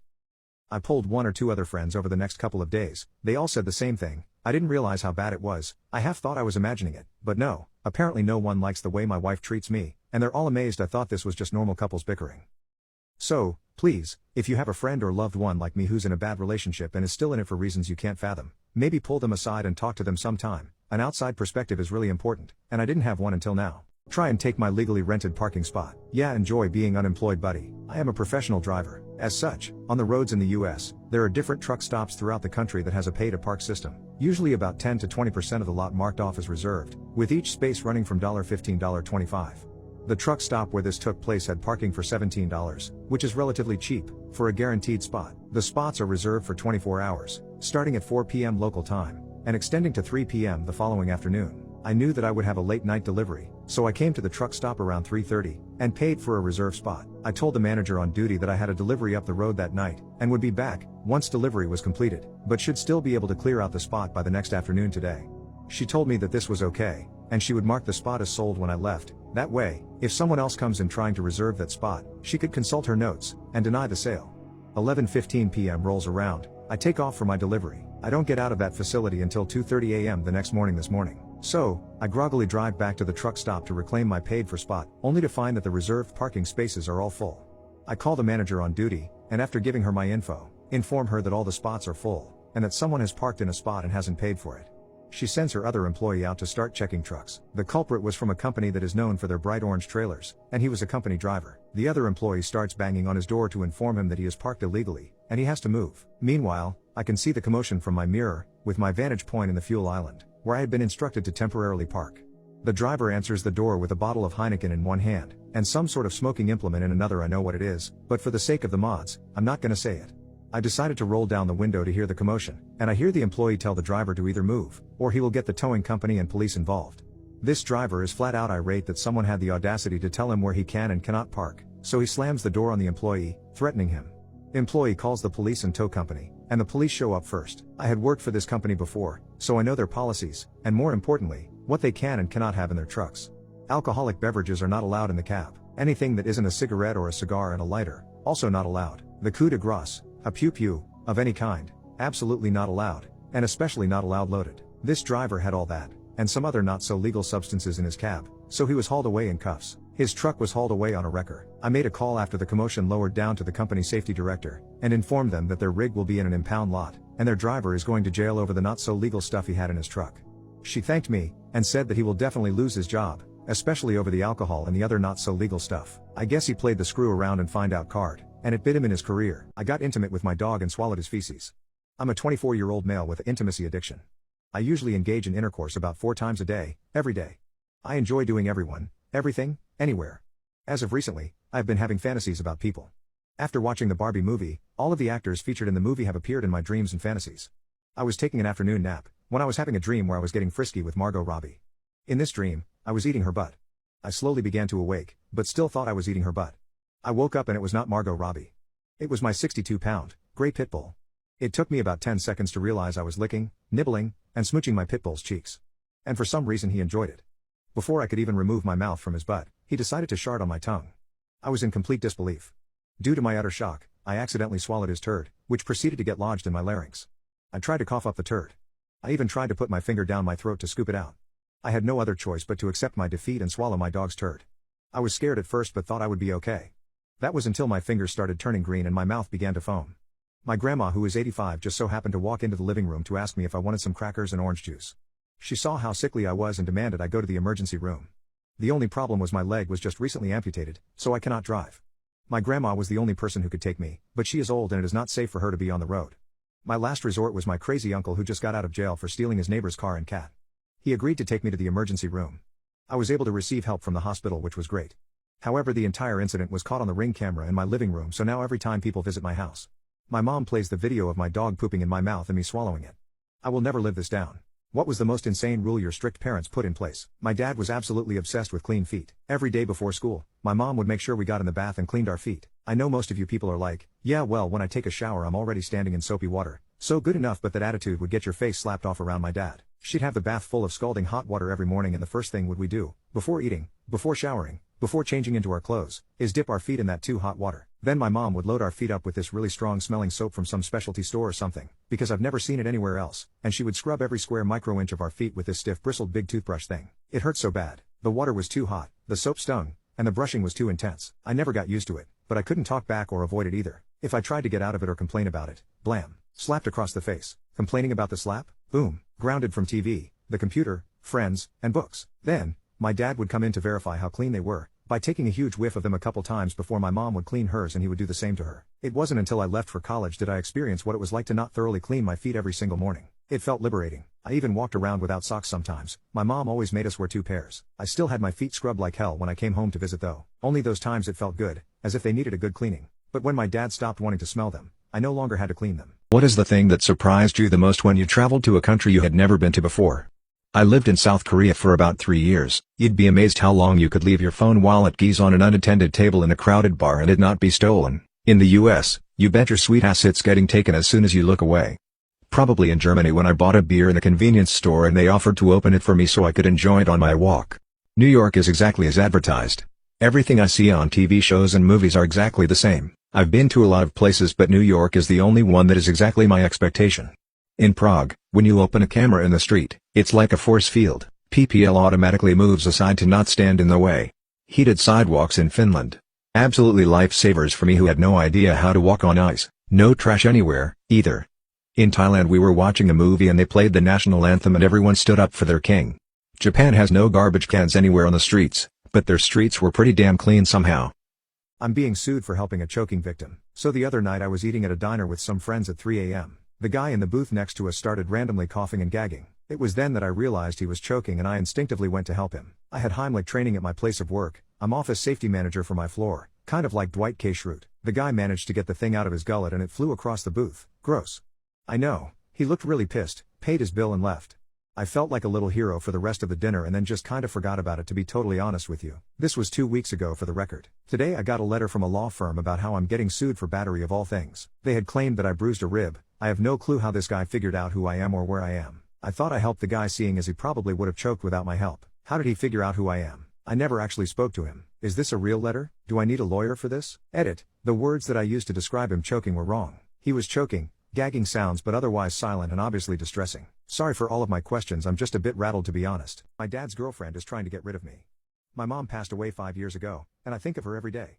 My dad went through a really bad depression, and I had to take care of myself basically. During the Christmas holidays, my dad told me that he had been seeing someone for a while. I noticed that he was happier, and I guess I was happy for him. I didn't want him to be lonely forever. But I did feel like my mom was being erased completely. He never wanted to talk about her. And he got rid of all the pictures with her in them. He said that his girlfriend will be spending Christmas with us and then moving in. I wasn't happy at all. I don't even know her, but I didn't say anything. I met her on Christmas, and usually my dad and I put the star on the tree that day. We would put the star on the tree and watch The Grinch. It's our tradition, and we kept it even when we were grieving my mom. It's the only tradition from when she was with us that we actually kept. When his girlfriend came over, he put the star on with her while I was in the bathroom. Also, we didn't watch The Grinch because she hates it. I know I sound spoiled and childish, but I was so angry. We've been doing this my whole life, and she just came in and destroyed it. The whole night, she didn't even bother getting to know me at all. She was all over my dad and pretty much ignored me. I told my dad about how upset I was about our tradition, and he said I should grow up and that things change. I didn't like her because she gave me a bad feeling, so I never got close to her. She complained to my dad about it, and he got mad at me for not making her feel welcomed. I felt bad because she makes my dad really happy. So I tried being more friendly with her. In front of my dad, she was nice to me, but when we were alone, she ignored me or spoke to me with an attitude. She even told me that I was a brat and I made my dad's life harder. I told him, but he didn't believe me and yelled at me for trying to sabotage his relationship. He said that I wanted him to die alone and be sad and that I was selfish. I was so shocked because none of it is true. My dad basically treated me like I wasn't there at all. After that, I felt like I did when my mom died. All alone. I stayed up really late one night because I just couldn't sleep and wanted to sneak in a midnight snack. The girlfriend was in the kitchen on FaceTime, so I decided to be nosy and listen. She was talking about my dad and how much he loves him. Then she said that he had this dumb daughter and she wondered if it was too late for adoption. She and her friend laughed at that. She said that I was a little bitch and she hated me. Her friend then said something about boarding school or military school, but I left, so I didn't hear the rest. I was so exhausted from all the crying I did, so I actually slept. I didn't tell my dad, and I don't even know if I should since he probably won't believe me. I really miss my mom. I kind of want to go live with my grandparents' mom's parents now. But I don't want my dad to think that I'm leaving him. What should I do? Can I even do anything? How do I get my dad to listen to me? Would I be wrong for leaving? Update: Hi, since my last post, I spoke to my grandparents and told them everything. I asked if I could stay with them if I wanted to, and they agreed. I then spoke to my dad again and tried to tell him how I felt and what I had heard. I didn't want to film or record because I knew that he would be mad at that and wouldn't listen. He didn't believe me again and thought that I was jealous of having to share him with someone else. I got upset and told him that I was leaving so he could live happily ever after without the burden of having me around. He looked shocked but didn't say anything. I had already packed my bags and had brought some things to my grandparents' house already. My dad didn't speak to me for the rest of the day. My grandfather picked me up and I've been there since. I haven't gone home and I haven't heard from my dad. My grandparents told me that they would handle my dad and that I shouldn't have to be the one doing it. I'm upset that my dad hasn't called or texted me once to see if I'm okay. At the same time, I'm feeling so much better being with my grandparents. My grandmother is probably the sweetest person ever and my grandfather is a little rough around the edges, but he's really a softie. Update to the update: my dad came to visit me at my grandparents' place to talk to me. He brought his girlfriend with him. He said girlfriend and I have been talking and we decided that it's best that you stay here. My dad said that I can come clean out my room completely and he'll help. He also said that after I get my things, we should also take a break from each other and reevaluate things in a few months or however long it takes. His girlfriend then said something about how she'll take care of my dad for me. In a few days I'll be going over with my grandparents to get my stuff. We'll also be getting the important papers that some of you have mentioned. It doesn't look like I'll be going home anytime soon. I have a new home now, I guess. To be honest, I've been feeling pretty bad about some of the comments. Specifically the one saying that since I probably remind him of my mom, that's why he's like that with me. He got rid of everything of my mom's, and I was the last piece of my mom, so it makes sense he doesn't want me anymore. I really wish he was still here. I think he wants to start over, and I wasn't part of that plan. So I guess that's it. Thank you for all the kind comments. My dad's girlfriend is trying to get rid of me. My mom passed away 5 years ago and I think of her every day. My dad went through a really bad depression, and I had to take care of myself basically. During the Christmas holidays my dad told me that he had been seeing someone for a while. I noticed that he was happier and I guess I was happy for him. I didn't want him to be lonely forever, but I did feel like my mom was being erased completely. He never wanted to talk about her and he got rid of all pictures with her in them. He said that his girlfriend will be spending Christmas with us and then moving in. I wasn't happy at all. I don't even know her, but I didn't say anything. I met her on Christmas and usually my dad and I put the star on the tree that day. We would put the star on the tree and watch The Grinch. It's our tradition and we kept it even when we were grieving my mom. It's the only tradition from when she was with us that we actually kept. When his girlfriend came over he put the star on with her while I was in the bathroom. Also we didn't watch The Grinch because she hates it. I know I sound spoiled and childish, but I was so angry. We've been doing this my whole life and she just came in and destroyed it. The whole night she didn't even bother getting to know me at all. She was all over my dad and pretty much ignored me. I told my dad about how upset I was about our tradition and he said I should grow up and that things change. I didn't like her because she gave me a bad feeling, so I never got close to her. She complained to my dad about it and he got mad at me for not making her feel welcomed. I felt bad because she makes my dad really happy, so I tried being more friendly with her. In front of my dad she was nice to me, but when we were alone she ignored me or spoke to me with attitude. She even told me that I was a brat and I make my dad's life harder. I told him, but he didn't believe me and yelled at me for trying to sabotage his relationship. He said that I wanted him to die alone and be sad and that I was selfish. I was so shocked because none of it is true. My dad basically treated me like I wasn't there at all after that. I felt like I did when my mom died, all alone.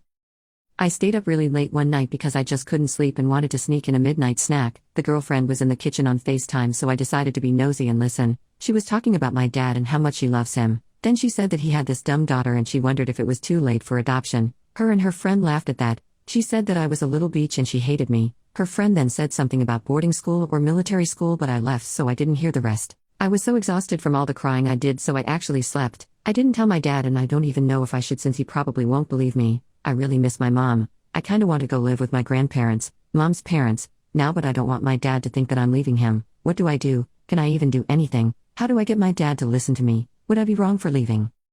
Update. Hi, since my last post I spoke to my grandparents and told them everything. I asked if I could stay with them if I wanted to and they agreed. I then spoke to my dad again and tried to tell him how I felt and what I had heard. I didn't want to film or record because I knew that he would be mad at that and wouldn't listen. He didn't believe me again and thought that I was jealous of having to share him with someone else. I got upset and told him that I was leaving so he could live happily ever after without the burden of having me around. He looked shocked but didn't say anything. I had already packed my bags and had brought some things to my grandparents' house already. My dad didn't speak to me for the rest of the day. My grandfather picked me up and I've been there since. I haven't gone home and I haven't heard from my dad. My grandparents told me that they would handle my dad and that I shouldn't have to be the one doing it. I'm upset that my dad hasn't called or texted me once to see if I'm okay. At the same time, I'm feeling so much better being with my grandparents. My grandmother is probably the sweetest person ever and my grandfather is a little rough around the edges, but he's really a softie. Update to the update. My dad came to visit me at my grandparents' place to talk to me. He brought his girlfriend with him. He said, "Girlfriend and I have been talking and we decided that it's best that you stay here." My dad said that I can come clean out my room completely and he'll help. He also said that after I get my things we should also take a break from each other and reevaluate things in a few months or however long it takes. His girlfriend then said something about how she'll take care of my dad for me. In a few days I'll be going over with my grandparents to get my stuff. We'll also be getting the important papers that some of you have mentioned. It doesn't look like I'll be going home anytime soon. I have a new home now, I guess. To be honest, I have been feeling pretty bad about some of the comments, specifically the one saying that since I probably remind him of my mom, that's why he's like that with me. He got rid of everything of my mom's, and I was the last piece of my mom, so it makes sense he doesn't want me anymore. I really wish she was still here. I think he wants to start over, and I wasn't part of that plan, so I guess that's it. Thank you for all the kind comments. I'm worried that my husband's comments to my sister may have driven her away. I've known my husband for 6 years, been married for 1. I moved across the country for college when I was 18, where I met my 24 husband, 25. I've only been back a couple of times over the years, mostly for holidays, but my husband had never gone back with me until we ended up moving back to be closer to my family. Since we've been back, I've been trying to get closer to my family, especially with my sister, 25. She was in some bad relationships and cut off contact with me and my parents for a few years, but she's back now and I had hoped that we'd be able to build a relationship. I had noticed that she'd not been coming over to my place as much, not spending as much time with the family, and then a few weekends ago she asked me if we could talk. She said that she felt that she wanted to let me know that my husband had been making comments and saying things to her that she thought were inappropriate. My sister is gorgeous, beyond beautiful, and she's always attracted attention, even from married men. My husband had been making comments about her body and her looks, compliments, but ones that made her feel uncomfortable. During Christmas, he had told her how attractive she was and some stuff about how lucky her boyfriend was. Since then, she's been trying to not be around him as much by not coming around as much and was afraid of how I was going to react if I found out. I was obviously really upset, but I told her that I understood and that it wasn't her fault and that it wouldn't happen again. My husband and I ended up in a fight when I confronted him about what she had told me, but eventually he admitted that he'd said most of that stuff to her, even though he tried to pass it off like he didn't mean anything by it. I made it clear that he wasn't to say anything like what he'd said to her again and that he'd apologize for his inappropriateness. He agreed with everything I asked of him. I let her know about my conversation with my husband and that he'd apologize whenever she felt like hearing it, but she's still not been coming around to family events. I'm so scared that his comments have driven a wedge between my sister and the rest of us. She and I hadn't talked for a long time until I had moved back, and I've been scared that something is going to make her want to leave again. What was a moment when you realized your life was changed forever? I have had several significant times in my life, like I am sure we all do. My youngest was 18. I discovered I was pregnant. I was not married and my boyfriend was pretty much a loser for trying to literally force me into an abortion. I couldn't do it. I gave birth to a beautiful son that almost died at birth. So I knew God meant him to be here. The second was about 2 years later when I would meet my future husband. Tomorrow is our 28th wedding anniversary. He fell in love with me and he fell in love with my son. As we were driving back from our honeymoon, he said to me, "You know what the very first thing we are going to do when get home?" I said, "Clean the house."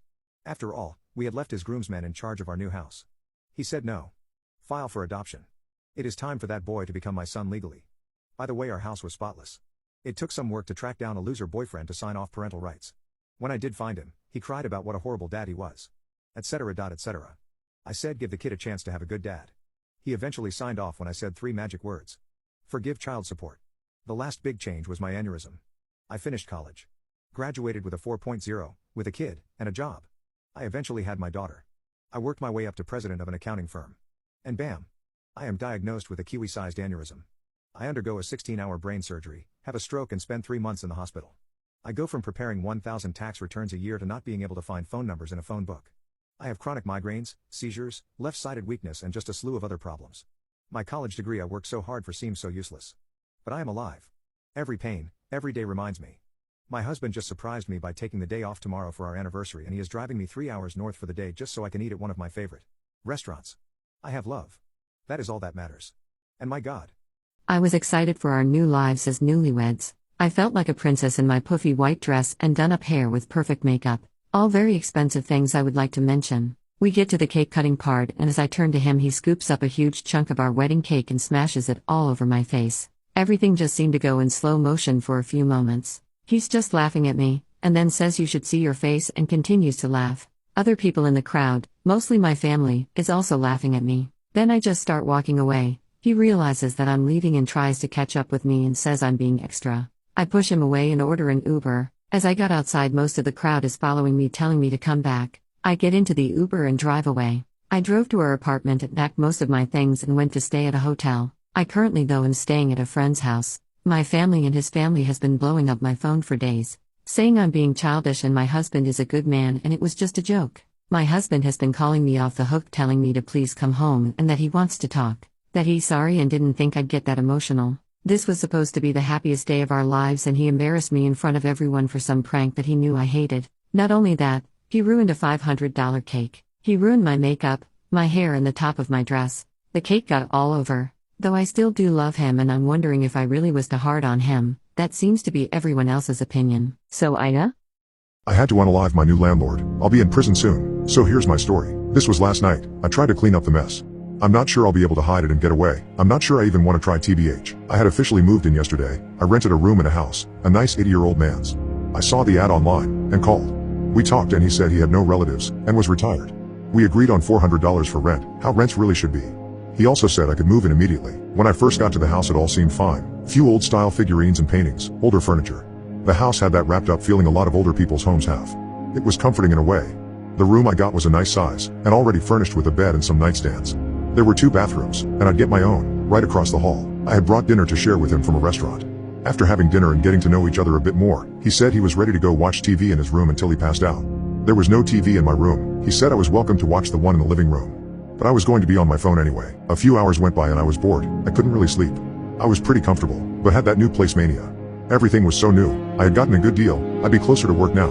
I couldn't wait to get to know this new neighborhood and the people around. I was jerked out of my deep anticipation by the old man yelling. I sat awake, trying to make sure I heard right. Ah. One more yell. I instinctively ran over to his room. Is everything all right? He didn't respond. I decided to see if the door would open, but it was locked. I waited for a few minutes. Ah. Help. I panicked and busted the door down. I ran in his room. The only light, silently dancing around the room, was from the TV. I tried to switch on the light, but I didn't find a switch. I looked closer and saw the old man, laying silently in his bed. Are you okay? No response. There was a fan above his bed, so I went to get closer to pull the switches. When I got to the foot of his bed, he started giggling and crying simultaneously. His voice sounded contorted.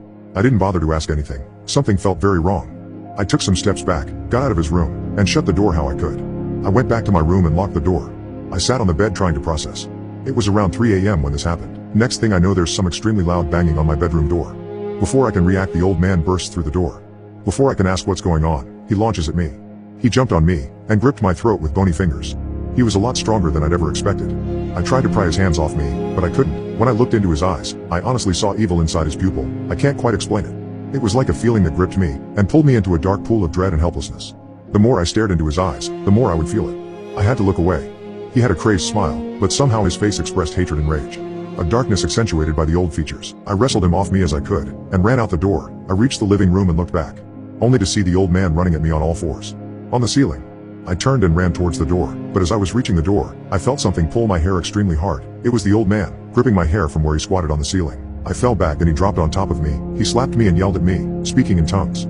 He grabbed me by my shirt and dragged me to the kitchen, where he ripped open a drawer and pulled out a huge knife. He lifted me up in the air with one arm, holding the knife under my neck with the other, when suddenly he dropped me and the knife. I laid on the floor in shock. The old man seemed to have passed out. I'm so sorry, I've always been able to stop it, I can't tonight, the old man said in his regular voice while laying still. I was too stunned to speak. The old man started getting up, this time singing in some strange ancient language, in the voice of a woman. He went for the knife, but my instincts kicked in, and I kicked him. He fell back dramatically, whimpering in what sounded like the old man's regular voice. I grabbed the knife and stood up. Stop, please, I might stab you, was all I managed to say. He started laughing in the demonic voice again. He jerked up and started slowly walking towards me. I kept getting caught by those eyes. He ran towards me as I pointed the knife out. It rammed right into his chest. He fell to his knees, eyes wide with shock. He seemed back to normal again. I'm so sorry was all I could say. I was really in shock. It seemed as if he died, but he got up again. He was back into demonic mode, laughing maniacally as he slid the knife out of his chest. He licked it and tossed it at me. Then he lunged at me. He was trying to strangle me again. I gripped the knife, but I couldn't stab him. As I was losing my breath, I looked into his eyes. The hatred and dread blinded me. I stabbed him as he laughed louder and louder, until I fainted. When I came to, the old man was just a badly mangled body. The puddle of blood covered the whole kitchen. I was in a haze. So in disbelief I thought I was dreaming. My only instinct was to try to clean. I covered up the body on the couch with a blanket, mopped up a third of the blood, and had a throw-up break.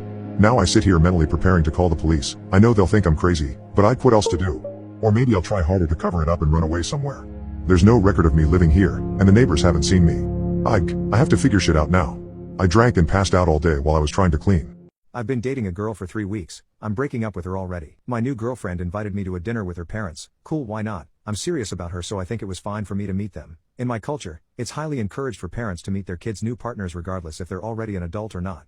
When I finally met them, I noticed that her dad was quiet, like extremely quiet. It was like he's a statue or a ghost. The only time I heard his voice was when he introduced himself to me, and it sounded like a whisper. Her mom, on the other hand, had a booming voice. Her laugh could shake the entire house, and her actions and reactions were so over the top. I felt awkward and drained of energy just by watching and listening to her. We ate dinner, and my girlfriend and her mom were so loud to the point where they would even scream while laughing so hard while they would slap the table. But the thing that made me frown was that her mom would hit her dad whenever she would laugh. And it wasn't a friendly hit either. It would probably classify as a hard slap every single time. I could see her dad twitch in either pain or surprise too.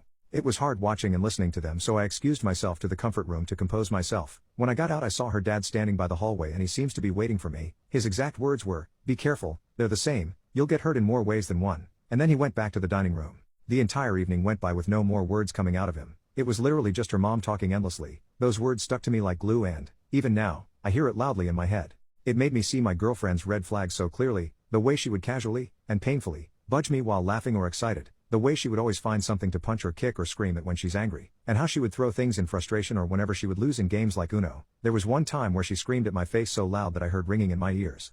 The signs are all there, and I pity her dad who's been enduring that kind of treatment for decades from her and her mom. I truly hope that he gets out of there someday. That's all. Wish me luck, guys. I slept with my daughter's ex-boyfriend, he got me pregnant, and I had an abortion. They got back together and got married. This was back in, let me think, maybe 1997? I was 38, and my daughter was 18, and she was dating Harry, who was 24. I was an alcoholic and dabbled in other substances, mostly cocaine. I was not a good person, let alone a mother. Not like I was abusive to my daughter, but I was generally inattentive and cared more about my alcohol and substances than her, especially in her teen years. I am 14 years sober now. I disapproved of my daughter dating Harry but never told her why. He constantly flirted with me, and the age difference also creeped me out. Also, he was an alcoholic and substance user, just like me. She broke up with him over his alcoholism. Soon after, she moved away, not too far, but regardless, she didn't live with me anymore. Harry kept calling me and asking if we wanted to get drinks. I turned him down, but then he said he had a bunch of coke, and I couldn't resist.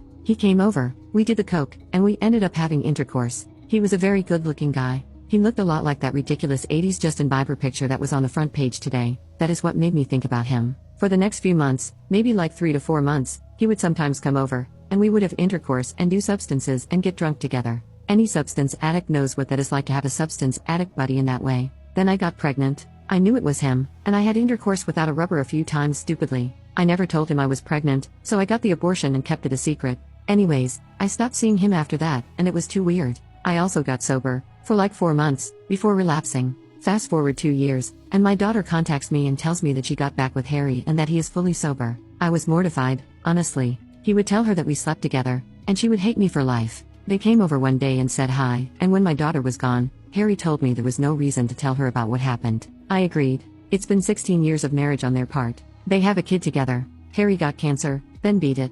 I got sober. That's it. I don't see them very often. They live in Texas, and I live on the East Coast. But whenever I do, there is always that tension between me and Harry, and it's the first thing that comes to either of our minds. I can just tell. Not like intimate tension, like why did we have to do that? What the F is wrong with us?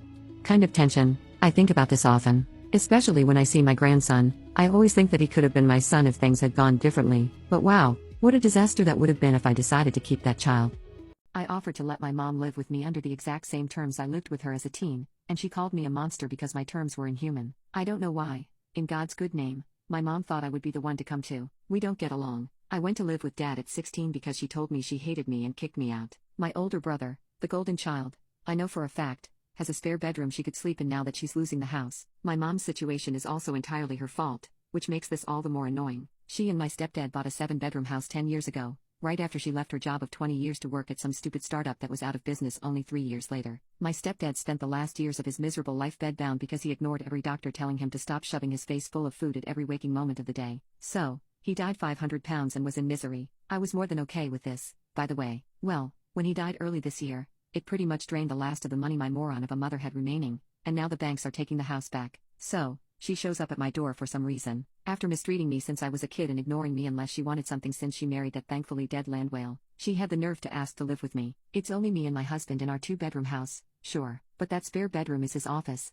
the basement's my art studio, and the couch in front of the fireplace is for our lovely cats. There is no room for the wicked hag anywhere in this house, but I knew this opportunity would never come again. So, I told her she could live with us if, and only if she followed the house rules. Those are, all electronics were to be turned off by 6 p.m. They would be taken away and sold at the next yard sale if she were caught with any after that. Bedtime was 7:30. If I caught her up, I would take away all of her clothing for the week. She may only shower for 5 minutes once every 3 days. All chores must be done the moment she wakes up. If I roll out of bed and they are not, she will not get meals for the day. She must make sure she is alert at all times. If hubby and I need something done, it is to be done at that moment, or else she will lose her bedding privileges for the night. She will be in charge of cooking one meal each day that I choose. If it is not made to my liking, she will not be allowed to join us and instead will eat the cheapest frozen meal available. I will be reading all her mail, text messages, and emails. I will give her the ones I deem acceptable communication under my roof. Her car will be my own personal travel car. She will also drive me wherever I want. She will still have to pay for gas. And last but not least, if she displeases me at any point,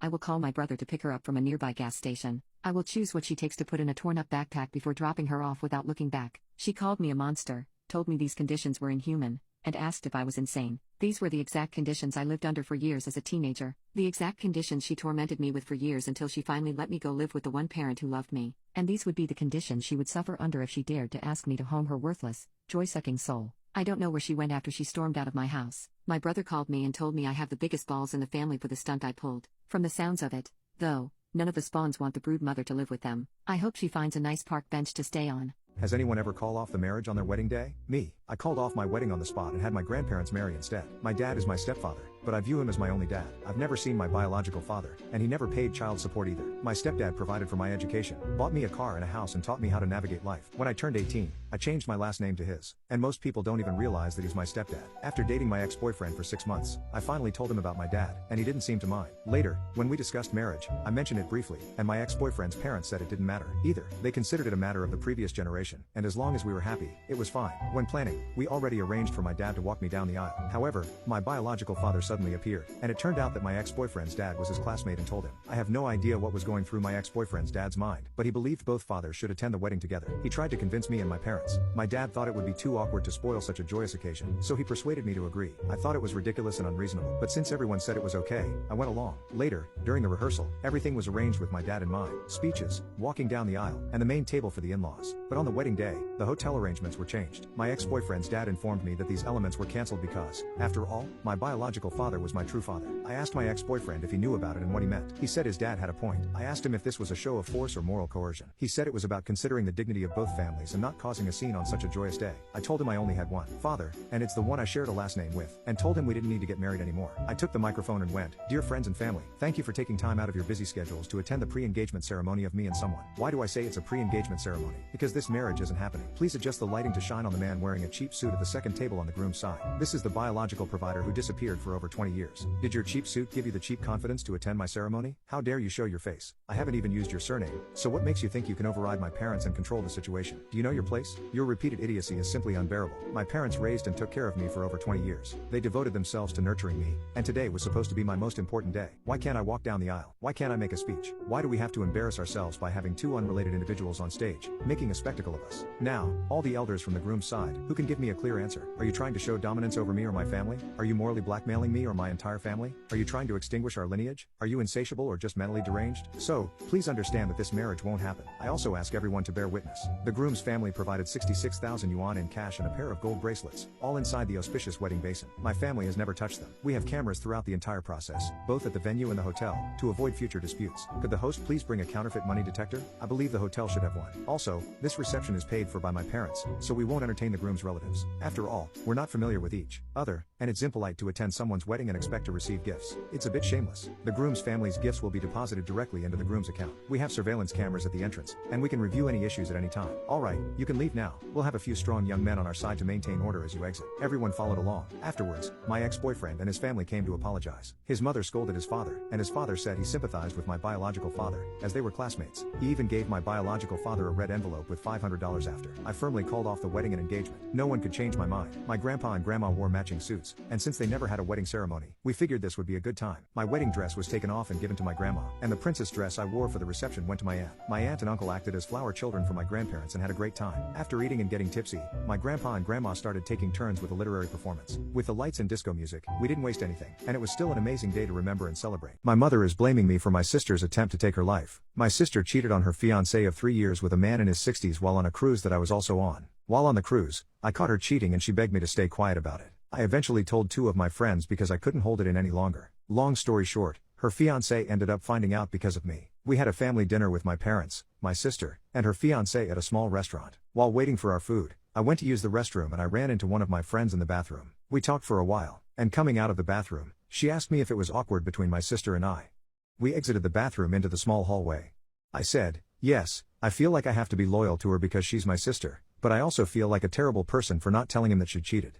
Turns out, my sister's fiancé overheard our conversation. When I came out of the hallway, I saw him talking on the phone in the waiting area, but thought nothing of it at the time. Long story short, he broke up with my sister that same day. He accused her of cheating on him and mentioned what he overheard me say. In a desperate attempt to salvage their relationship, my mom drove my sister and I to his apartment. At his place, my mom explained to him that I lied for attention and she asked me to apologize. I did apologize, but then he asked me if I lied about the cheating. I wanted to say yes to save my sister's relationship, but he honestly looked so hurt already. I just couldn't bring myself to lie to him. I stayed silent and shook my head a little. There was a huge argument and he called the cops on us. Up until this morning, my sister and my mom refused to even look at me. They had not spoken to me since the whole incident. My dad was the only one who didn't blame me for everything. I know that I should have kept quiet about it and I feel guilty for ruining their relationship. I feel really bad because he actually made my sister happy. This morning around 1 a.m., my dad woke me up and he was crying. All I remember hearing was my mom sobbing from across the hallway. Everything from that point was just traumatic. When I entered my sister's old bedroom, she was just lying on the floor. My mom was crying while on the phone with 911 and she was yelling incoherent sentences. My sister attempted to take her life. To make matters worse, while we were at the hospital, I accidentally ticked my mom off. I told my dad that I was thirsty and he was going to help me find some water. But my mom got really mad. She exploded on both of us, but mainly me. She basically blamed me for everything. She said if my sister doesn't make it then her blood is on my hands. And she also said that she wished it was me instead of my sister. My dad cut her off and yelled at her for saying those things, but she just argued back defending herself.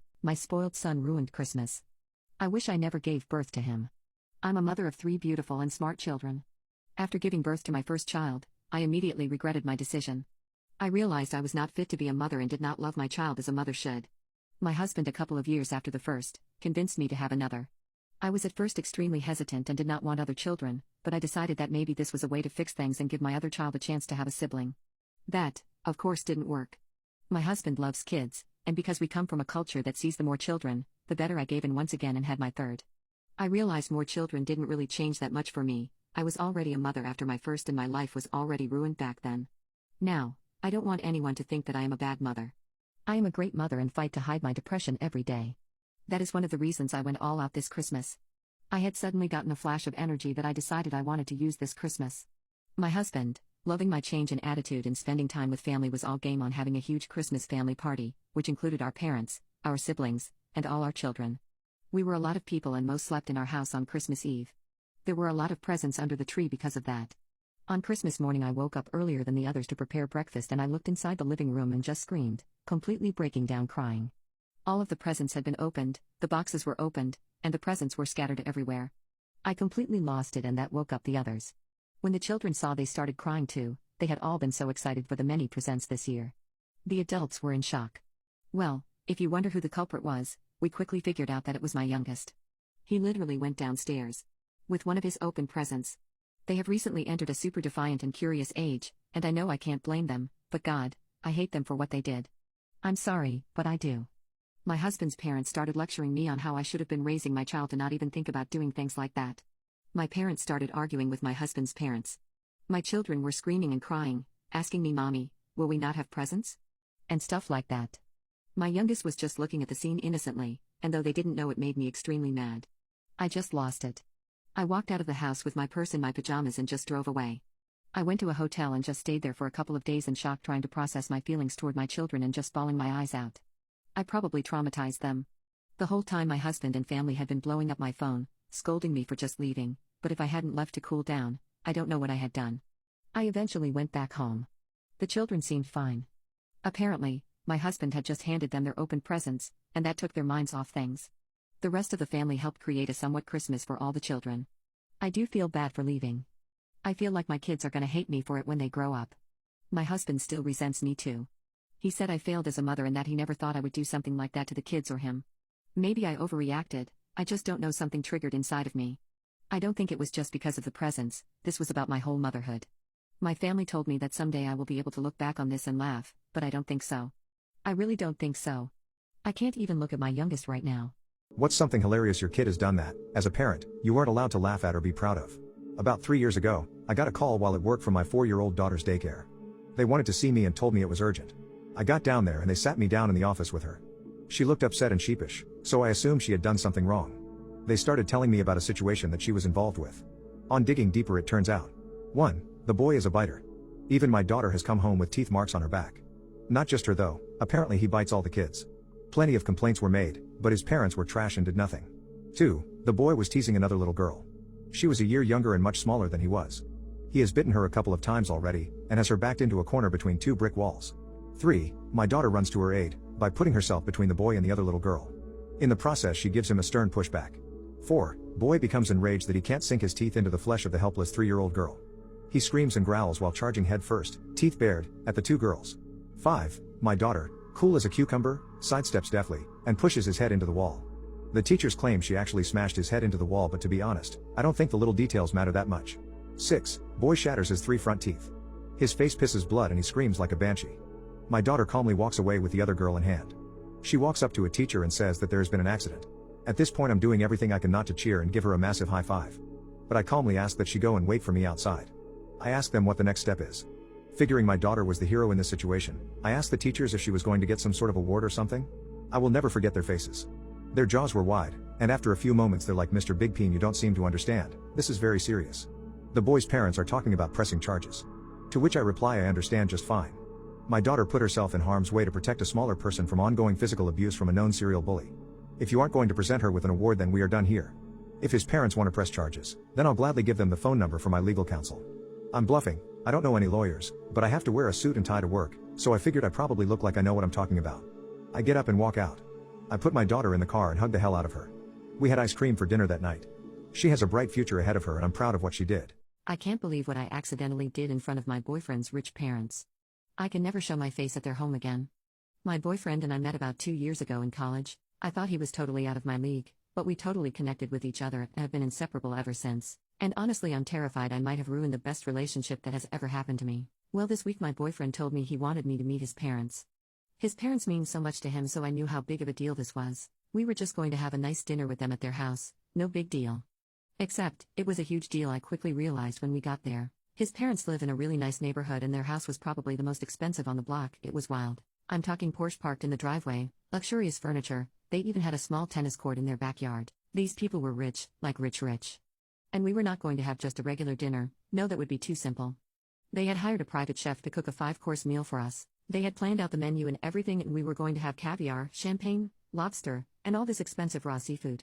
I was so excited and a little nervous when I saw the house, but when I saw the food my stomach just dropped. I must have forgotten to tell my boyfriend, or he had forgotten, but I am so disgusted by any seafood, especially if it's raw. Ever since I was a little kid, the smell and texture of seafood is so nauseating to me that I cannot eat it whatsoever. Sometimes I even need to leave a grocery store when the seafood section smells too strongly.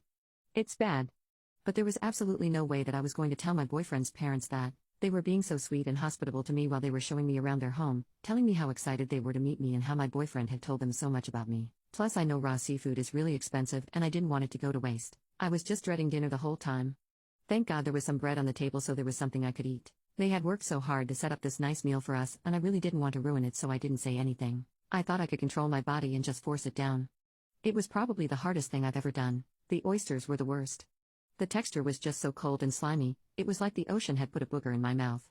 It was the most disgusting thing I've ever experienced. I must have seemed like I was acting so weird because they were asking me questions and I would try to answer it and talk about myself, but really I was just focusing on getting all the awful seafood down. Well, I got through almost all the food and they brought out the last course, and the display in the middle had a fish head on it. This was the last straw and I ran to the bathroom. I almost didn't even make it, but I just vomited all of it.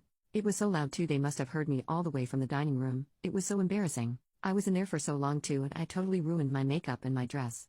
I was just going to leave after that, honestly. When I came out, my boyfriend and his mom were waiting for me to see if I was okay. His mom came up to me and said she was so sorry and that if she knew I didn't like seafood she could have never given it to me. She was being so sweet, but when she came up to me I smelled seafood on her breath, and that set me over the edge again. I threw up all over my boyfriend's mom. She just stood there in stunned shock, and when I looked down at her I realized she was wearing this super expensive dress. I think it was Gucci. I was absolutely mortified. I couldn't believe that this was happening. She looked mad but tried not to show it. I just blurted out that I was sorry and ran for the door. My boyfriend followed me out and drove me home. He said that it was not that big of a deal and that everything was going to be okay, but I could tell that he didn't mean it and that I really embarrassed him. So I guess my relationship is basically over. My husband shares naked videos of me to his family and friends. I found out that my husband sends videos of him and I having intimacy to his family and friends. His brother let me know yesterday and then tried to make intimate advances towards me. I know it's true because he was describing what happens in the videos. I promised his brother I would not tell anyone about this because I'm not supposed to know, but I am effing furious, as you can imagine. I don't know what to do. I feel trapped in this situation. Some guys are such dogs. What would you do in my situation? I realize how effed up this situation and family is. I've been married to this man for 15 years and I never ever thought he would do something like this to me. It feels like I've been sleeping next to a stranger for all these years. I'm so shocked. I am not surprised by my brother-in-law making advances at me because he is a huge piece of poop that cheats on his wife all the time. I already knew that about him, so that doesn't shock me at all. I know it seems crazy that I haven't told anyone because I am so embarrassed, but this just happened and it's very hard for me to process. It makes me sick to my stomach thinking about everyone knowing about this, but I know it all has to come to light. I want to get all of the evidence together and look through his phone. I need to make sure my brother-in-law isn't lying about all of this to take advantage of me. I don't want to explode yet. I'm an emotional mess and I'm trying to act rationally before all the evidence is deleted. I don't know who I can trust. It's hard for me to act normal and my husband knows something is off, but I am keeping this to myself right now until I figure out the best course of action. Trust me, I want to scream at the top of my lungs and expose my brother-in-law and my husband. I am so disgusted by them. Update: turns out, brother-in-law was lying. I do feel bad and I should have trusted my husband because it genuinely felt like something my husband would never do to me. I checked my husband's phone in the middle of the night and there was no trace of him sending anything to anyone. Brother-in-law started texting me inappropriate things even though I continued to turn him down. I asked about the video and took screenshots of the conversation so that I could confront my husband. My husband swore up and down he did no such thing and called brother-in-law right away. Brother-in-law tried denying everything, true piece of poop, and told my husband I was lying. My husband then told him he had screenshots of my conversation with brother-in-law. That's when my brother-in-law admitted to sending them to himself with my husband's phone. I asked if he sent it to anyone else and he says he hasn't. I don't know if I should believe him. He tried telling my husband that a lot of guys are like this and tried to play it down like it wasn't a big deal. My husband and I are discussing pressing charges. He cut his brother off completely. I had an awkward talk with mother-in-law and she was in disbelief. She said that he would no longer be allowed at family events and that she can never look at him the same again. She also told me she would handle talking to brother-in-law's wife. I'm still so disgusted that this happened and that brother-in-law was trying to take advantage of me. I don't understand why someone would ruin their relationship with their family over intimacy. I guess he really was hoping I wasn't going to tell anyone about this. Brother-in-law's life is going to be ruined because of this and he truly deserves it. I indirectly caused the death of my abusive ex-stepdad. When I was 9, my mom met a man who for the sake of the story we'll call Jay. Jay was an unremarkable man. He was a chef and he was from New York, living in South Philadelphia at the time. My mom, being emotionally unstable, decided to give him a try after lots of past relationships not working out. Seriously, she has a bad taste in men.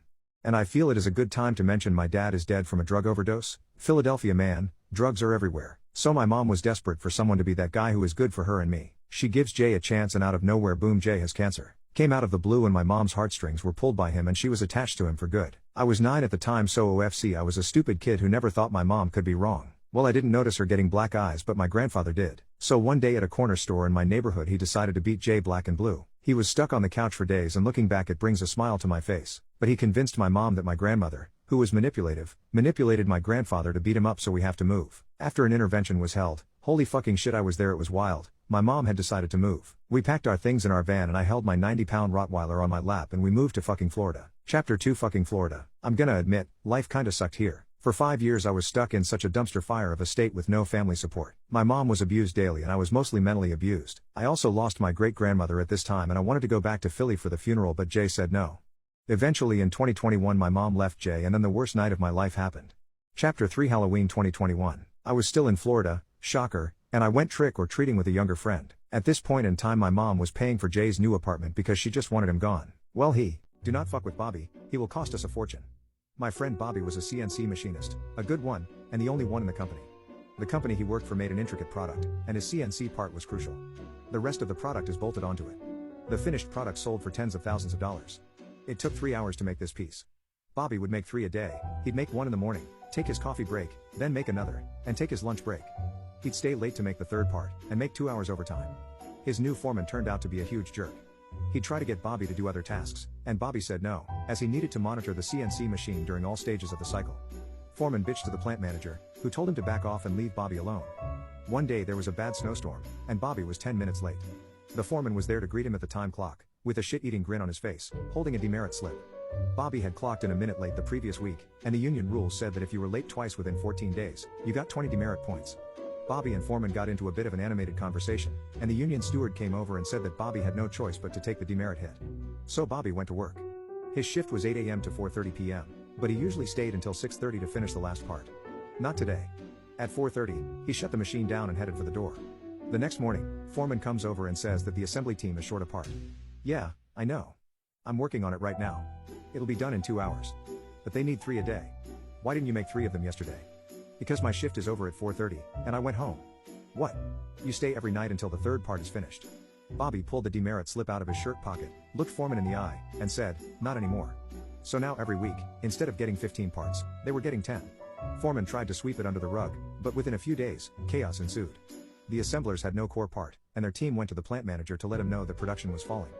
The assemblers liked it, they got to hang around yakking while they waited for the next CNC part to arrive.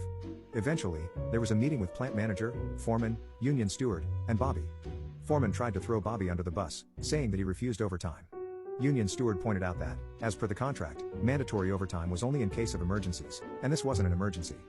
Bobby had every right to decline the overtime. Foreman lost his temper, started yelling at Bobby and union steward, and was asked to leave the meeting. The plant manager knew he was screwed, and looked at Bobby and asked, "What's it going to take to get you to work the overtime?" Bobby smiled, and replied, "As long as Foreman is my supervisor, I won't be working a minute of overtime." And that was the last anyone saw Foreman. They hired a new foreman, who was explicitly instructed, do not, under any circumstances, fuck with Bobby. I've been reverse pickpocketing my parents for years, and I think I'm addicted to it. When I was younger, I noticed how excited my mother would get over finding money on the ground or in the wash, even if it was only $1. Once I was a bit older and had a job, I realized that I had money I could spend however I wanted. My parents didn't really like receiving random gifts when it wasn't a holiday or birthday, so I started sneaking 1s and 5s into their wallets, bags, and even coat pockets.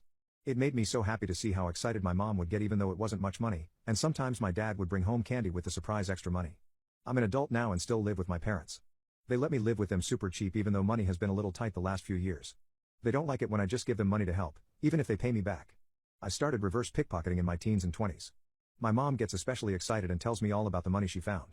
My dad doesn't vocalize that he found it, he just brings home ice cream or fast food for the family. The problem is, I can't stop.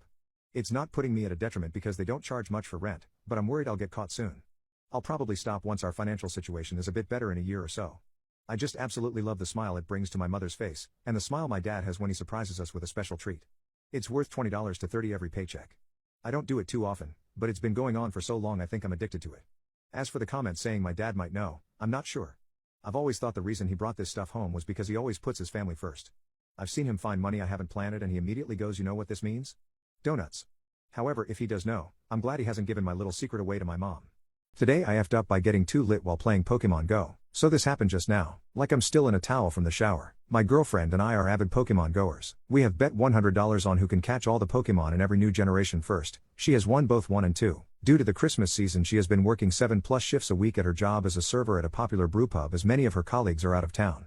She has not been able to catch many of the new Pokemon, and I am very much ahead of her in this bet, by a lot. So tonight she gets off work around 11 p.m. and she says she wants to go Pokemoning. Okay, I've already been today for about 2.5 hours, but I'm game. We live smack dab in the middle of downtown and players have been setting off lures all day. There's a loop of about 5 square blocks encompassing our house, our liquor store and maybe 25 Pokestops all going off with a lure. So we head out. Immediately I have to poop. F it, I'll just hold it. What's the worst that could happen? First trip passing by our liquor store we both buy 2 airplane bottles of cinnamon whiskey, as it's like 30 degrees Fahrenheit out. To keep warm, you know? Second time around about 30 minutes later we each buy another because why not? The first 2 loosened us up and we're having fun. We're joking and laughing and really having a fun time, just the 2 of us on Christmas Eve. Uh-oh, the feeling that I have to poop intensifies. Alcohol and walking has exacerbated it. We're on the last loop of the night and my GF is like, dude, 1 more loop and we're home. I agree, that sounds fair. We buy 2 more shots of cinnamon whiskey at our liquor store and head home. The problem is, for reasons only fate can explain, we keep coming up on rare Pokemon, or at least Pokemon my GF doesn't have. Every time I'm like, that's great, I really got to go. And we just keep on playing. It gets unbearable. I'm like, F it, you stay here, I'm running home. Okay, be honest, all of y'all have had that moment where you have to poop but you have a ways to go. You can run but it makes your poop more urgent. You can walk but it takes longer. What to do? Well, I did a walk/run. I squeezed my buttocks together for all they were worth and I hustled home to the toilet. I stood there holding my waistband knowing that the act of squatting would unleash my angry bowels. Standing at attention was the only thing holding my poop in. In one deft move I pulled my pants down and squatted over the toilet and projectile shit everywhere. Only I didn't make it. Not a single drop of shit went into the toilet. 35% was on my clothes. Mostly my Hanes underwear, a bit on my long johns, like I said cold, a large portion on my jeans, leather belt, and a drop or 2 on my t-shirt. 65% was on the toilet seat, the lid, the tank, the little space between the tank and the lid. Semi-liquid shit. Think Texas chili. I'm freaking out. OMG, I not only shit my pants, I shit the entire room. My GF knocks on the bathroom door. She just got home and she needs to use the toilet. Jesus, I've been home only 30 seconds. That's the time I saved by running? She walked and got home only 30 seconds behind me. This whole thing could have been avoided if I had just been patient. Whatever, go away, I yell, like I'm gonna let her know what's going on. Yeah right, I'll die before I tell her anything. At this point I need to elaborate on outliving situation. My GF and I live in a 2-bedroom apartment we share with another woman. This woman is cool but works 6 a.m. in the morning. Me and GF are night owls. We stay up till 3 a.m. sometimes later. Her bedroom is against the wall of the bathroom. I'm already convinced she has woken and can already hear me frantically peeling off my clothes and starting the shower. I really don't want to have to explain why I'm waking her up at 2 in the morning with multiple toilet flushes, so I purposefully neglect to flush the toilet containing a literal shit ton of shit-covered toilet paper for fear of waking her.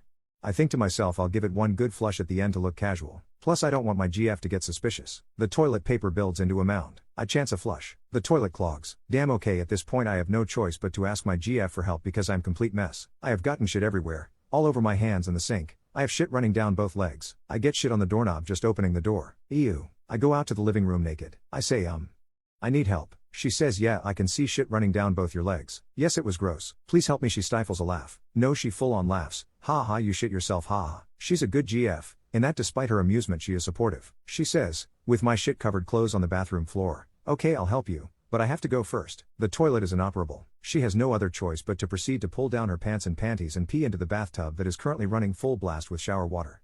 She goes quiet. She gets wide-eyed. She looks up. A look of pure shock is on her face. Fuck, I really didn't mean to. I say really didn't mean to what? She gives me that sheepish apologetic grin. I look in the bathtub. There is a massive gigantic shit in the bathtub. She screams, I didn't mean to. I couldn't hold it. WTF? Are kidding me? I know that scream woke our roommate up. I say, thanks for making me feel a lot better about myself. She says F you. It was an accident. And runs out of the bathroom. So now I have shit all over me, shit all over my clothes on the floor, shit all over the toilet, shit semi over the floor, and a huge turd in the bathtub. I have now to clean up all with a clogged toilet and no plunger. Also I am pretty sure my roommate has awoken and knows exactly what's going on. If the noise didn't wake her I'm sure the smell will. Uck I want to end myself. Well I jump in the shower. With a cold tall boy this is not the time to be sobering up. I have shit cleaning to attend to, and I do not want to remember it. Plus, shower beer, and first order of business, squishing that big ass turd down the drain with my toe. F if I'm gonna pick it up. No, thank you. Then I soap, rinse, and towel, and I put all my clothes in a trash bag, then another trash bag, then another, because you can't be too careful. Best to have multiple layers. Then I delicately clean the rest of the toilet and the floor and every other thing that might have shit on it. I use steaming hot water and Comet to rinse the toilet from top to bottom and the sink and the tub, and the floor. I pray to God my roommate didn't hear a thing. The toilet's still clogged, but I put up a sign so hopefully she won't venture in and see a toilet filled with TP that was clearly used for wiping shit off the floor and not for wiping shit off an asshole. Yes, there is a difference. Go try both and tell me there's not. Anyway, this will always be remembered at the Shitmas 2017. Happy Shitmas everybody. My girlfriend is acting obsessed with this random family she just met. I figured I should ask for advice because this situation is really weird and I have no idea how to handle it. My girlfriend Maggie and I have been together for just 3 months, so our relationship is still very new. Things have been going well aside from this problem. A few weeks ago, Maggie started a new job and quickly became friends with her new coworker Joe. For the record, I have no problem with Maggie having male friends. I have female friends and I don't think there's anything wrong with that. But Maggie and Joe seemed unusually close after a very short amount of time. Like Maggie was telling me that she was scoping out her coworkers to see who was all business and who she could joke around with and maybe become better friends with. She said it would be pretty easy though, because Joe was telling her who was cool. But Maggie barely knows Joe, so why does she trust him so much? Maggie and Joe were hanging out so much outside of work that I actually did feel a little weird about it. I then found out that aside from work they usually hung out with Joe's wife and kids, which made cheating unlikely but was still really weird. Most people don't have near strangers hanging out with their little kids that much. Maggie has been putting this family above other friends, like when she waited on resping to a friend's party until she could nail down other plans with Joe and his family. The plans with Joe's family were very vague and hadn't been decided yet, but Maggie was willing to miss her friend's party if it was the only time Joe's family was available. I met them for the first time, and it was very bizarre. Maggie isn't a big fan of kids but she was all over Joe's kids. She got down on the floor and crawled around with the baby. The older kid was very shy and didn't seem that comfortable with me, but she got very excited when she saw Maggie and climbed into Maggie's lap, so Maggie has obviously spent a lot of time with the family in the past few weeks. The older kid calls Maggie Auntie. Maggie once told me she didn't like babysitting and always tries to get out of it, but apparently she has babysat for them, and she refuses to take money for babysitting. This is just so out of character for her. They also made some weird jokes about Maggie coming to live in their basement, which was really weird in combination with everything else that was going on. Hopefully that was just a joke. For Thanksgiving, we decided to just celebrate with our own families because we haven't been together that long. Joe and his family weren't able to travel far to meet their own family, so Maggie invited them to her parents' house. That's very kind, but it was a couple hours away and they all slept over, so it wasn't a casual trip. Some pictures were taken, including a posed one of Maggie and Joe's family, with the older kid hugging Maggie's shoulders. Maggie made a comment about how she was glad her chosen family could come to Thanksgiving. It is beyond bizarre. She barely knows these people. She has been in the new job for just under 2 months and somehow became absorbed into this random family. And this is so out of character. She told me once that she hates it when people she doesn't know well insist on hugging her, or how cheaply some people say I love you, but she is taking this up to 11. She is fretting right now because the oldest kid's birthday is coming, and Maggie apparently needs to get that kid a birthday and a Christmas gift for the baby, too. The only gift I'd ever gotten from a coworker's kid is when they had a baby shower at work. I don't even know how to bring this up. I know her friendships aren't really my business, but this is so strange it's making me uncomfortable, so I feel like I have to say something, but I don't even know what to say. Maggie cheating on me with Joe would actually make more sense than this. Any advice? This isn't normal, right? My liar wife hit our neighbor's dog with a stick until it bit her. Now she is facing 3 charges and a felony. My wife got into a dispute with our neighbor after she moved in over a fence. One day, the police called me at work and told me a dog attacked my wife and was in the hospital. She was injured from being bitten multiple times by the dog, which had escaped from the neighbor's yard and attacked her while she was taking the garbage out. Animal control seized the dog, and our neighbor had to go to court. After my wife testified about what happened, our neighbor showed a video of her backyard, which showed my wife climbing the fence and hitting the dog with a stick until it bit her, then running out of the yard and leaving the gate open. She lied about the dog escaping and attacking her. I had no idea my wife lied. She has been arrested and charged with animal cruelty, perjury, filing a false police report, and trespassing. She also filed a civil lawsuit against our neighbor, who is now countersuing. I don't condone what she did, and I was in no way involved. We are still trying to retain a lawyer, but the police say more charges could be filed. There is also the countersuit to deal with. Everything is happening so fast. Again, I am not condoning what she did or saying anyone else is to blame. Update: originally, my wife was charged with 3 misdemeanors and a felony. An additional charge of making a threat followed soon after, and now she has been charged with destruction of property and intending to poison our neighbor's dog. The police have informed me that she could also face Dr. G charges depending on the class of Dr. G she procured. I love my wife and want to support her, but I won't claim that she's innocent here. We haven't had any money, marriage, or family problems or illnesses. My wife had recently had an MRI on her head and blood work, and an annual physical showed nothing. This came out of left field. I know I could be perceived as being in denial about her being mentally ill, but what she has done has shocked everyone we know, and no one I have spoken to can believe it. She will be having a mental health assessment by a jail psychiatrist soon. Right now, I am working through my confusion and doing my best to make this as easy for my children as possible. I am dealing with getting her a lawyer and trying to find a solution to the countersuit to the civil suit my wife had filed. Understandably, our neighbor is extremely upset. Her dog was injured, and the vet bills will be quite expensive. I imagine as well there is the emotional and property damage. My narcissistic mother-in-law threw a baby shower for herself even though it was supposed to be my shower. Now I refuse to let her see my baby when she's born. My husband and I are expecting our first child, and we moved to be closer to his family because they wanted to be involved with the baby as much as possible. I was fine with this until my mother-in-law started referring to the baby as her baby this entire time. She will say things like, "I can't wait for my baby to be born, and my baby is going to be so loved." It's even weirder when you consider who made the baby, me and her son. I've asked my husband to tell her to stop saying things like that, but he tells me to ignore her, which just doesn't help me at all. She says it all the time, so how am I supposed to ignore it? I don't want any drama with her, especially since stress is not good for the baby, but it seems like that's impossible to avoid with his mom pushing all my boundaries. Recently, my mother-in-law wanted to throw me a baby shower and invite her friends. Her friends, not mine. She said they made an agreement a long time ago that they would celebrate each other's kids' weddings and births, which would be cute and all, except for the fact we don't know them. My husband has taken my side on this and declined a baby shower. My mother-in-law told me that I owed it to her to let her throw the baby shower since I hurt her friends' feelings by not having a wedding reception. My husband and I eloped and declined a reception for her friends. These are complete strangers to us, and we didn't want to celebrate an intimate moment with strangers. Though having a baby shower in general seemed like a good idea, so I tried to compromise with her. I asked if I could invite my friends, and she said no, that this was for her friends, and that if my friends wanted to throw me a shower they could. That was just odd to me because I was the one that was pregnant. Still, I reluctantly agreed, and I regret it so much. My husband and I spent hours on our registry, and my mother-in-law asked for it so she could share with her friends. She asked me what design I wanted on my cake and cookies. I told her flowers because I am decorating the nursery in a garden theme. At the shower they provided me with a mother-to-be sash and my mother-in-law a granny-to-be sash to wear. I've never seen that before, but okay. It didn't take long to notice that the theme of the shower was circus animals. The cake had an elephant and balloons on it, and the cookies were animals. At first I thought that maybe the floral theme was just too difficult, so I rolled with it until it was time to open presents. Every present was some sort of circus animal. Onesies, blankets, toys, nothing on my registry had been given to me. I was a little confused and even went so far to check my registry to make sure I hadn't goofed up and changed everything. I thanked everyone for their gifts and tried to sound as gracious as possible, but I was so confused. My husband, who is a little less tactful than I am, showed up at the end of the shower and noticed the theme right away. He goes, "What's up with all the circus animals?" He looks at the presents and says, "This isn't what we asked for." Then he looked at his mom and asked, "Mom, what did you do?" She smiled and said, "I didn't like the theme you chose for my baby. I'm going to decorate my baby's nursery at my house with circus animals, so I created a registry for myself." My husband said, "You did what?" She says, "My baby is going to need a room at my house, so I threw a shower for myself." I lost my composure and told her that she would not see my baby and to stop calling the baby hers, and my husband told his mom that she's delusional if she thinks we're going to allow this. I was glad he was on my side about this, and the idea of a circus theme room was so stupid. I hated it. She didn't like that I said that and she started crying, claiming we are withholding her baby from her. I asked her why in the world she thinks the baby I'm growing in my stomach is hers, to which she said she practically created it because her son helped make the baby. Her response was gross and rubbed me the wrong way. I told my husband I didn't want my baby near her, and he agreed. Now, we're getting texts from his family after the shower, calling us selfish, ungrateful, and saying we ruined her joy of being a grandma. I told them all what my mother-in-law had said and done, but none of them agreed with what I did. I didn't need this stress in my life, and I knew that whoever insulted us wasn't going to see my baby at all.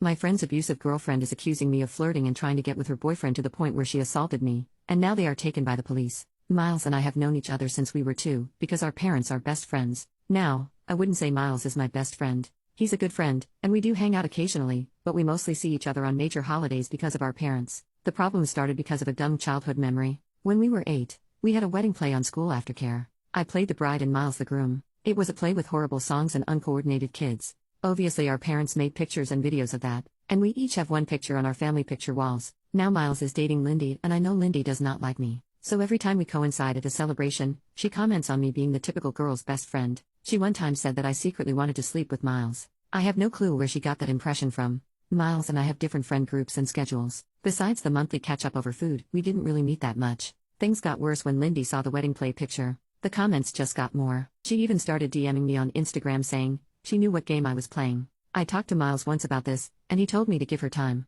His birthday was on Saturday, and I was invited. Lindy wrote to me, saying something along the lines of supervising me. This was their first birthday as a couple, and I was not allowed to take up his time. I was honestly just fed up. I tried talking to Miles once more, but he said the same thing. So I just skipped out. When the party started, I wrote a quick sorry I couldn't come, and told him my mother was going to bring his present. Now he is upset with me for missing his birthday. Lindy is mad that I made it all about myself, and my parents are upset I missed a family function. I talked to Miles after his birthday. At first, he was kind of mad and thought I had been blowing things out of proportion. We came to the conclusion of taking more distance while he figured that all out. Mainly because I did not want the added stress of petty drama. Then I talked to my parents and explained to them what was going on. They were really upset by how Lindy treated me. Like, obviously they weren't going to get involved, but it was nice to get that off my chest. Wednesday was a holiday, so some of my friends took the opportunity to go to an Irish pub to do karaoke. At some point, my best friend and I went to pee and touch up our makeup. Then Lindy and some of her friends walked in and kind of cornered us. It wasn't pretty. They stared loudly, talking about man-sealing beaches, and how some women were just born to be homewreckers.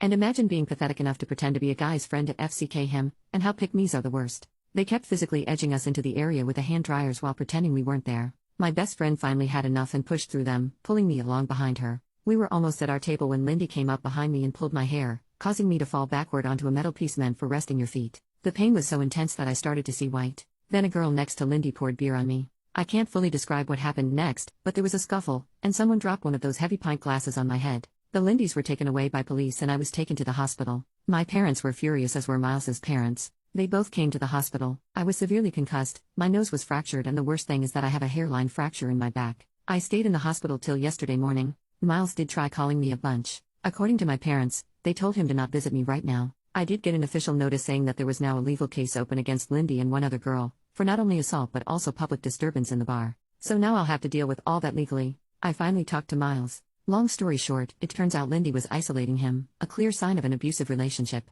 He told me all the awful things she said to him and how she took out her frustrations on him. She would scratch and bite him when she was mad. Our conversation ended with both of us crying and apologizing. We're going to be closer again, at least so we can talk about these things more often. He broke up with her and is now hiding out at my parents' house. I grounded my daughter when she was a teen. 9 years later, she still hates me for it. When my daughter was 17, I left her home alone for a week while I was on a business trip. While I was away, she threw a party behind my back which ended with her and her intoxicated, underage friends trashing a significant part of the house inside and out. They did a few $1,000s in damage, including 2 broken TVs and damage to the car. The place looked like a war zone, or the aftermath of a bad teen movie. So, I told her she would have to pay me back, and that she was grounded until she did. No electronics outside of schoolwork, strict curfew, no friends over, and absolutely no more parties. She had to get a part-time job to start paying off her mistake.